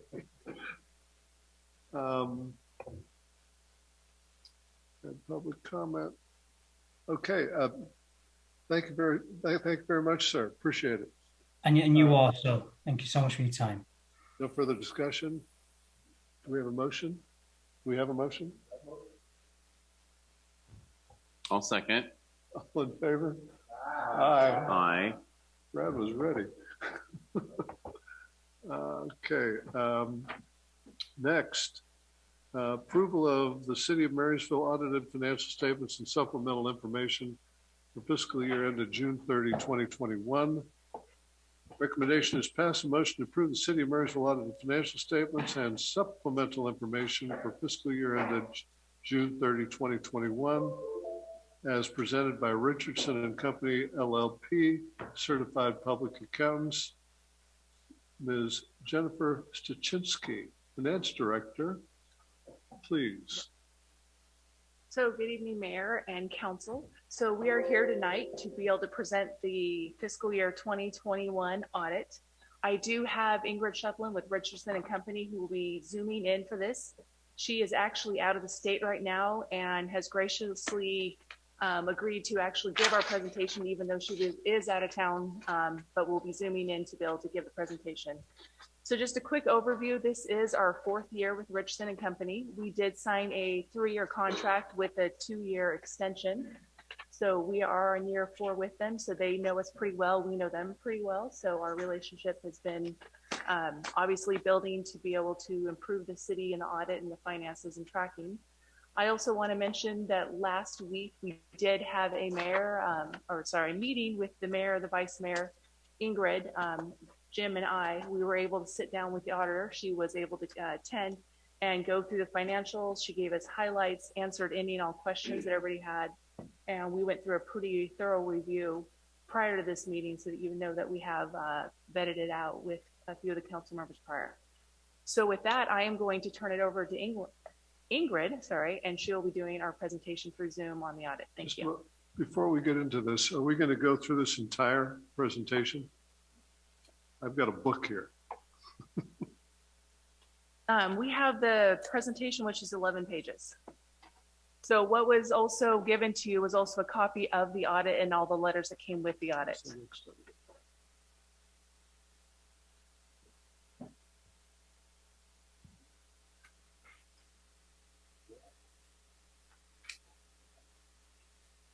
Just a moment. I've lost my pages here. There we go. What are all these pages I have behind this? Oh, these are the detailed, okay. Correct. We will not be going through all the detail, just if you have any questions on just the PowerPoint presentation. Okay, proceed. Good evening. Can everyone hear me okay? Yes. So, yes, are the slides, I'm not seeing the slides up. Okay, next slide. So this lists the reports that were issued as a result of our audit, and I believe that those are included in your council packet. My goal today is just to touch on the highlights. As Jennifer had mentioned, I met with the mayor and vice mayor and went over the audit reports in great detail. So I'm just going to touch on the highlights this evening. Next page. Some of the results and observations in the audit, we issued an unmodified or clean opinion on the financial statements, indicating that they're fairly presented in accordance with government accounting principles.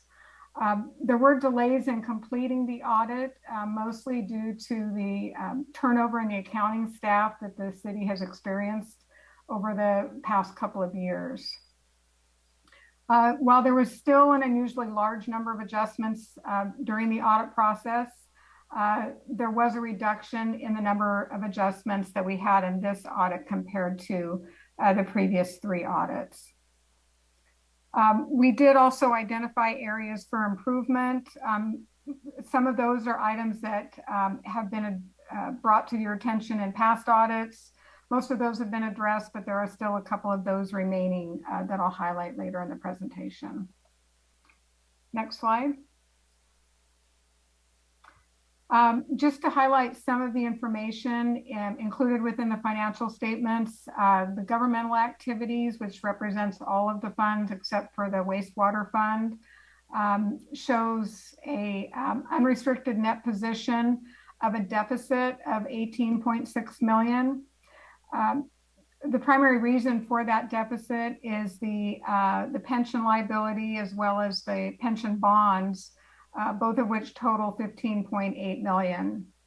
Those are liabilities that are not currently due and payable, but are projections of amounts needed to cover the retirement of all current employees in addition to retirees, and the bonds are payable over 24 years. The pension liability is showing a decrease of 14.3 million. These financial statements are reflecting the pay down of the pension liability through the issuance of bonds. There was a 1-year delay. The bonds were reflected in the fiscal year 20 financial statements, but because the valuation of the pension liability is behind a couple of years, that pay down was not reflected in the pension liability until this fiscal year. Next slide.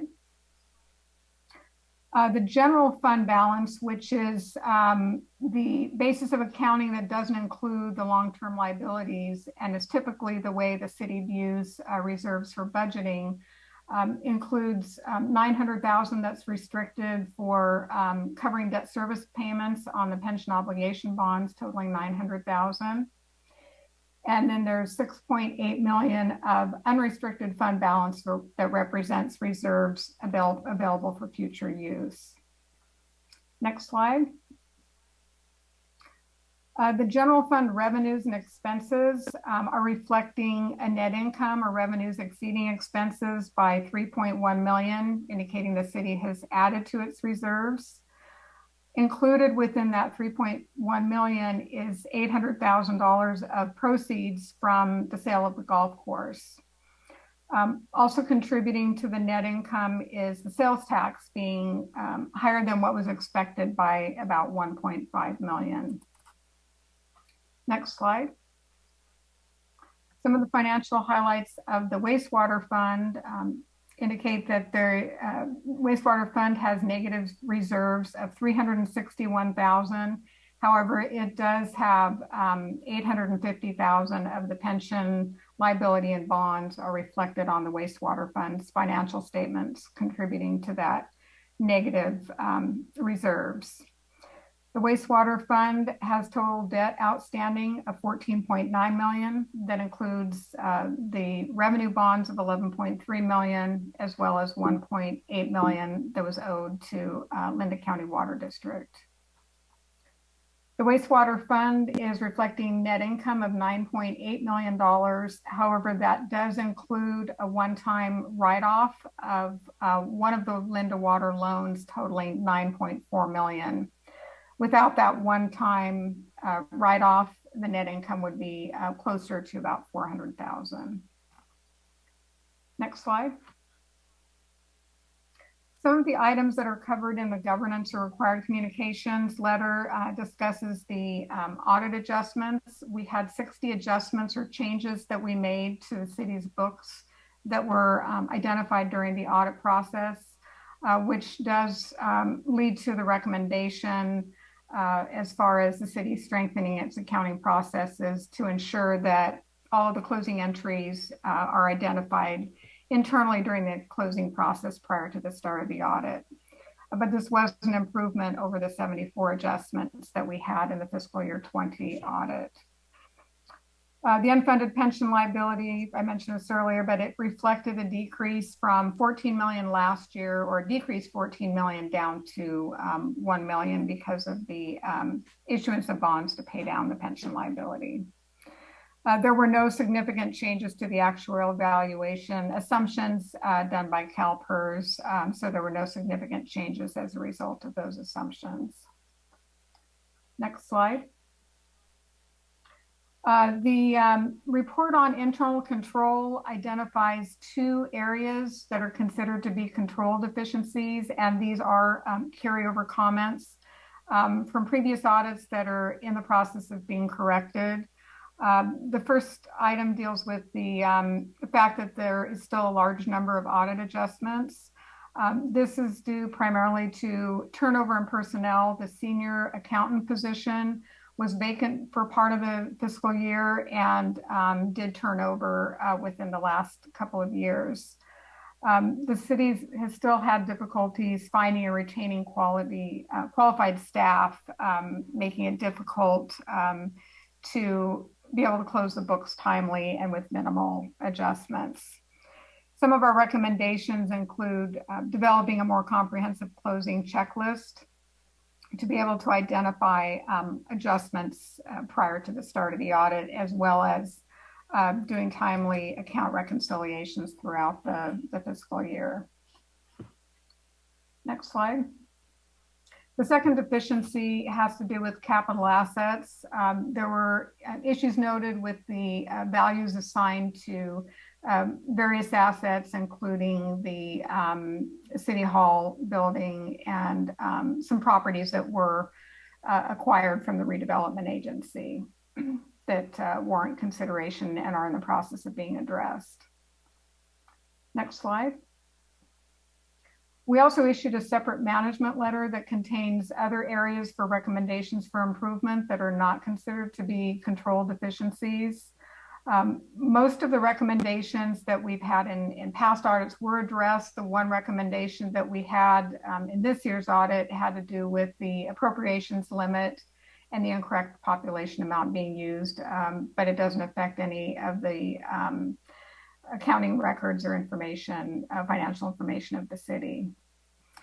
The two comments that continue to carry forward from past audits are having to address the unreconciled difference between the pool cash and the cash in the city funds, as well as recording and reconciling capital asset additions. So with that, that concludes my presentation, unless anyone has any questions. Madam Clerk, do we have any comments or questions from the public? Not at this time, Mayor. Thank you. Any comments or questions from the council? I'd like to make one comment. Indeed, a lengthy comment. The Vice Mayor and I indeed did sit as an informally organized ad hoc audit committee. And the classic example is the board of directors here, the city council appoints an audit committee, which I will like to get on a future agenda, creation of a formal audit committee. And the audit committee takes this report, and then as part of the report on the financial condition by management, we have certified that we have received the report, met with the auditors, had private conversations with the auditors, with management out of the room so that we could verify that they had free and ready access to all information and no problems gaining information. And it underscores their confidence in their report on the fairness of the presentation of the financial statements. And I think it would be best if we consider in future years having the financial report, which is in large part, which what was presented here, presented by management, and the audit committee operate independent in private with the auditors to make sure the auditors are comfortable with all the numbers, and then management presents them. Other than that, I really appreciate our auditors. They are first rate, very professional. I was in that business once, and I think I still recognize a good CPA, and very happy to have them. With that, do we have a motion? So moved. We have a motion. We have a second. Second. Motion second. All in favor? Aye. Aye. Madam Clerk, that is unanimous. And we now move to committee appointments. Councilmember Gilchrist has graciously accepted an appointment to the Feather River Air Quality Management District. We'll leave it at that. Committee reports. Councilman Belza. Nothing to report at this time, Mr. Mayor. Councilman Gilchrist. What was I thinking? Just kidding. Humor is a great elixir. No committee reports at this time until I get into this new committee report. There you go. Does that make sense? By the way, I'm going to mention something about this new committee that I've been appointed to. Apparently, this is the road to charging stations. So I have graciously accepted being on this additional committee so that we can bring charging stations for the electric car. With that electric car, in most instances, comes the Black American Express card. Thank you. Councilman Hudson. No committee reports at this time. Thank you. Vice Mayor Butterfield. Just a quick comment on the audit committee. I've been on this for a couple years, and it's quite in depth. It's can be tedious at times, and I want to give credit. It was refreshing to have serve on it with you, Mr. Mayor, on this particular one. It's a very difficult committee to go through it's an extreme detailed report. So it was refreshing to have you there to go through it this year. I've been on audit committees for 2 NASDAQ listed companies. It is the most painful committee to be on. Audit committee members do get paid more though. We're stuck with our same $300 a month. Anyway, and I have nothing to add here. Council correspondence, Madam Clerk, anything to share? Yes, thank you, Mayor. Just an update that, pardon me, on the presentation for the budget, we did receive 3 applications for the community sponsorship application. So you will be seeing that at Jennifer's first presentation. Thank you. Mr. City Manager, anything further to report? I'll go through it quickly. As everybody knows, Ellis Lake cleanup is going on. The phosphlock treatment was applied today. I believe they're finished. They did not have to apply as much of the treatment because the phosphate levels were lower than previous measurements. We did receive, moving on, we received a draft funding agreement for the sewer decommissioning from the Department of Water Resources. So that should be moving forward here very soon. On the bad news side, our annex building was broken into again by the homeless. So we will be looking at potentially removing that building in the future. B Street proposals, we received 5 RFQ responses, and we'll be reaching out to council members individually to go over those, as well as the committee to review those. Fifth Street's moving on pretty well. Expect that project to be completed in mid-summer, probably in the July timeframe. So they are exceeding our expectations on completing that project. Film Commission has Fowler Film Productions coming in, filming Saturday in the time frames of 1 to 7 o'clock. Was that? Buckeye Temple, I think, was mentioned they had a little scene in the Disney movie Turning Red, so that was a good thing. Gavin Park, where we did receive approval of construction grant funds for that, and that project will be moving forward as well in probably the May-June timeframe. Do expect to have a gentleman who did an Eagle Scout project out at the cemetery, Liam, I can't remember his last name, but would like to recognize him for his work out there. He put some owl boxes out at the cemetery with our staff's help. We should invite him to the council. And we will be. So likely next council, he'll be coming. That council meeting, by the way, will probably be pretty heavy since we're recessing on the one in between, just a forewarning. And then the last thing, we have been attacking the blight quite heavily. Chief gave me a summary, 30 vehicle abatements this is March 22, 21 were corrected, 2 were towed, and 7 are pending. On the property abatements, 24 of those, 7 were closed with the violations being corrected, 7 pending processing and cleanup. 4 of them received second notices and fines. We got 4 new pending ones, and 2 were actually suspended due to forward progress, meaning that they are trying to address the issue.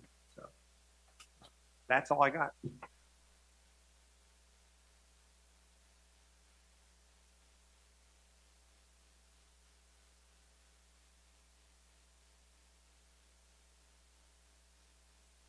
I just want to say I'm really glad to see,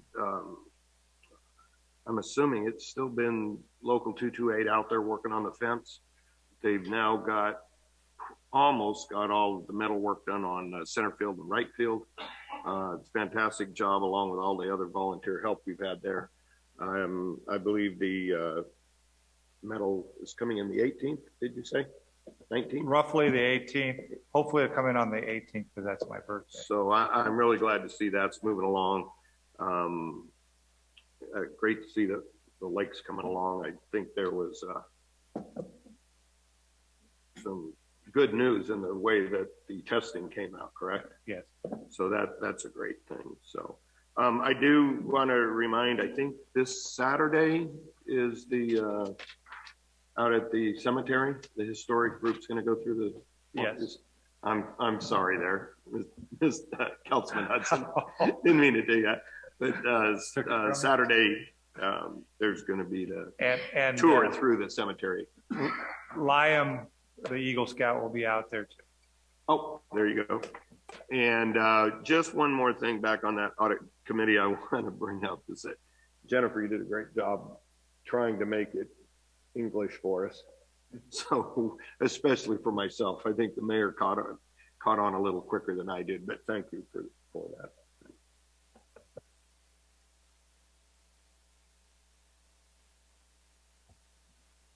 No, I'm kidding. But so no, I just like to say that it's quite nice to be able to see things prospering with things going on in the city, and it's nice to be able to drive around and continue to see the progress going on with all of our departments working. You know, not only ones at City Hall, but Public Works, and you know, with the community development and the planning and so forth. It's neat to hear about all these plans. To segue onto the event this Saturday at the cemetery. Thank you, Bruce. I was just kind of curious, and I know I sent you an email, Jim, in regards to this council and council prior always try to support what's going on at the city cemetery with fixing streetlights. And we had on several different occasions talked about, you know, maybe using some of our old streetlights to be able to fix the 9 or so standards that they have out there without lights. And I'm not sure where we're at with that. I know I gave you that email the other day, but again, it's a reminder on that one. Anthony said he was going to go out there and look at them. We are very interested in replacing them with LED, just simply because they last longer and use less energy. So I will try and get you an update for the next meeting. All right, thank you. With that, I appreciate the update with you're talking about with the ordinances of abatement and so forth, because I know that we have ordinances within the city charter and so forth. But I do have another question in that same category. This question has been brought up before by myself and others, and of course, we always get so many things on our plate they kind of get shuffled and back burner. We do have a street sweeping contract with YSDI to take care of things, but what has never been truly addressed in the 3.5 years that I've been here, not that I'm counting, it's what are we going to do about it is set forth in our ordinance that we do have parking enforcement. Like they're supposed to move from one side of the street to the other so we can get streets swept. And I ask this, I guess kind of selfishly, because for the past 8 years, I've been shoveling a lot of stuff in front of my business around vehicles and so forth. And as I was trying to clean that up today with the north winds, just getting irritated, kind of going, well, maybe we could come up with some sort of plan to be able to remind our constituents that there is actually a street sweeping schedule, and if they could potentially be educated on when they might need to move their cars and so forth, so we can use that efficient thing that our tax dollars do pay for. Because there's a lot of streets that, you know, you see them constantly going around vehicles, and you see that permanent burn of the sweep inside of the sidewalk. anyways, that's what I got. Thank you very much. Again, I appreciate everything the city's doing here with our staff in the hall and outside of the hall. And thank you. That's all I got. Councilman Gilchrist. You just opened a huge can of worms. I'd love to contribute in coming up with a solution for that, a temporary one, as it all involves staff, code enforcement, et cetera, to remind people that the streets need to be cleaned. And so thank you for bringing that up. I'm on several committees, and I can't think of any of their names right now, but Yuba-Sutter Arts and Culture has dropped their COVID policy. And so go on in and huff and puff. And then the, what was the third one? The second one? I'm so sorry. Oh, the Yuba County Library is now open without making appointments. So that's really very good news. And it just opened. The Yuba County Library is open for the kids, and it is also going through a major renovation. It's very exciting. Councilman Belson. Yeah, a couple things. Saturday, the March 30th, we had the Salo event, clean up at Ellis Lake. Did a pretty significant job cleaning up trash. And also we had the boats out there cutting away suckers from the edge and trying to help Public Works get ahead of the vegetation management around the lake. And it was nice to see the following week that they were continuing. A lot of Public Works guys were out weed eating and cleaning up. So those that showed up to help and contribute, appreciate it very much. And then I will speak on behalf of a constituent we all know and dearly love, Betty Huckins. She sent me a gracious text message asking, in reflection to the newspaper article that was on the homeless situation going in Yuba City, or going on in Yuba City, and she asked if we had a way to monetarily kind of identify how much we spend on our homeless efforts every year. And so I assured her that we're leading the region in our efforts, the homeless situation, which we are. I was impressed. I talked to Chief Sachs a couple months ago about it, and we're actually being contacted by other communities in the region of what we're doing that's successful. So that's an encouraging thing. But I don't know if there's a way. I know we've talked about it with the fire department, or fire chief, and police chief, and it was difficult to try to track what calls were going specifically towards what things, but just something to be conscientious of if there's a way that we can see what it's actually costing the city. I think it's good for us to know that. And just want to shout out to staff. There's major progress happening in Marysville right now, major momentum, and it's all because of you guys cranking the wheel on the engine and making it turn. And just big kudos to you guys for rocking and rolling. I mean, I'm hearing the public, and I'm in the real estate world. People are calling me up and saying just what a pleasure it is to be working in Marysville. And there's good positive things coming around the corner. So I'm excited to be a part of this era of Marysville. So good job, everybody. Very quickly, further to your point, I'm glad you brought that up. The cost imposed on communities by the homeless population. And I'm talking, we know there are different segments, but the costs.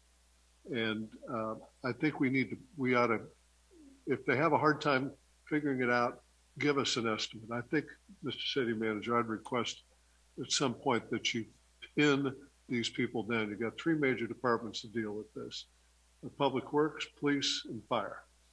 And if the heads of the organizations won't do it, then go to the people and ask the staff, what do you think? What % of your calls do you think?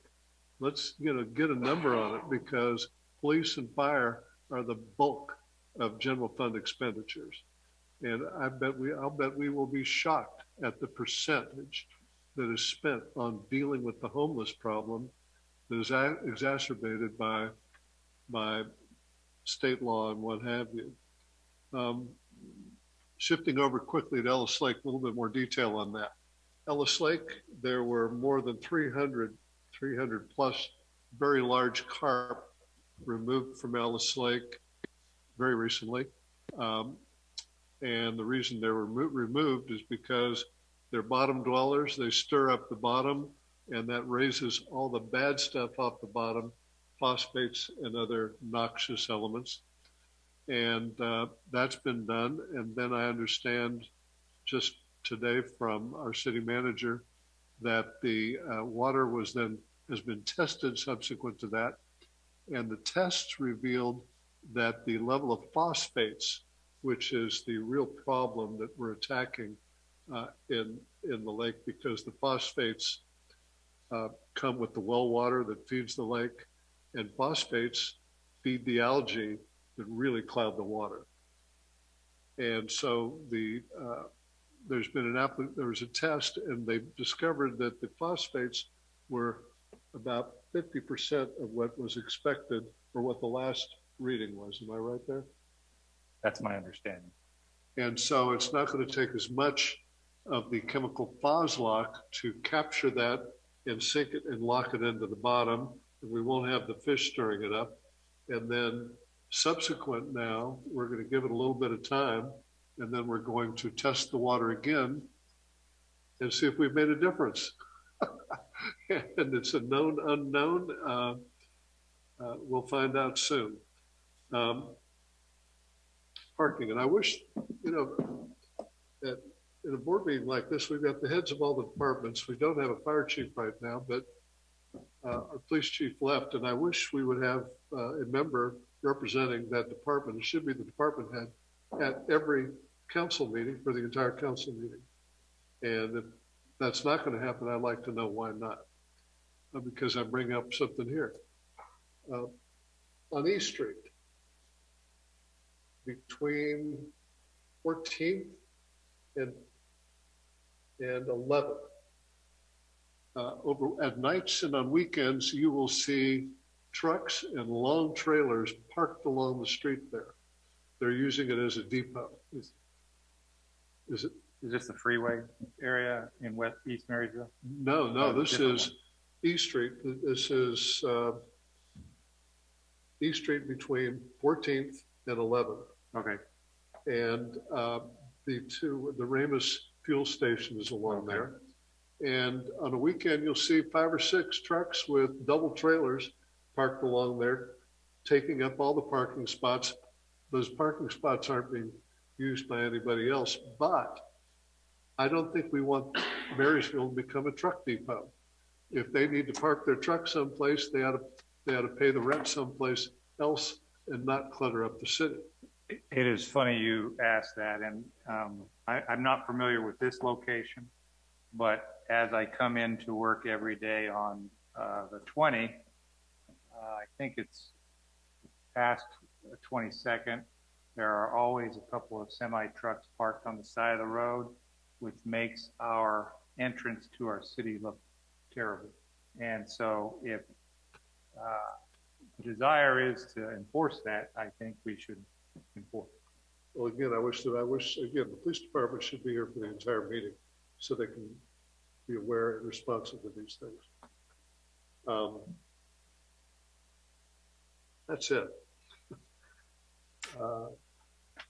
So the next regular meeting will be held on May 30. As a reminder, the April 19th meeting has been recessed, meeting canceled.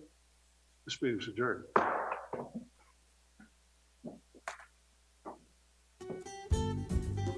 Yuba-Sutter.live's local government live streams are presented by Recording Plumas Lake stopped. Self-Storage in Plumas Lake, where lifelong local residents are helping other residents keep things safe, providing indoor storage units, outdoor RV and vehicle parking,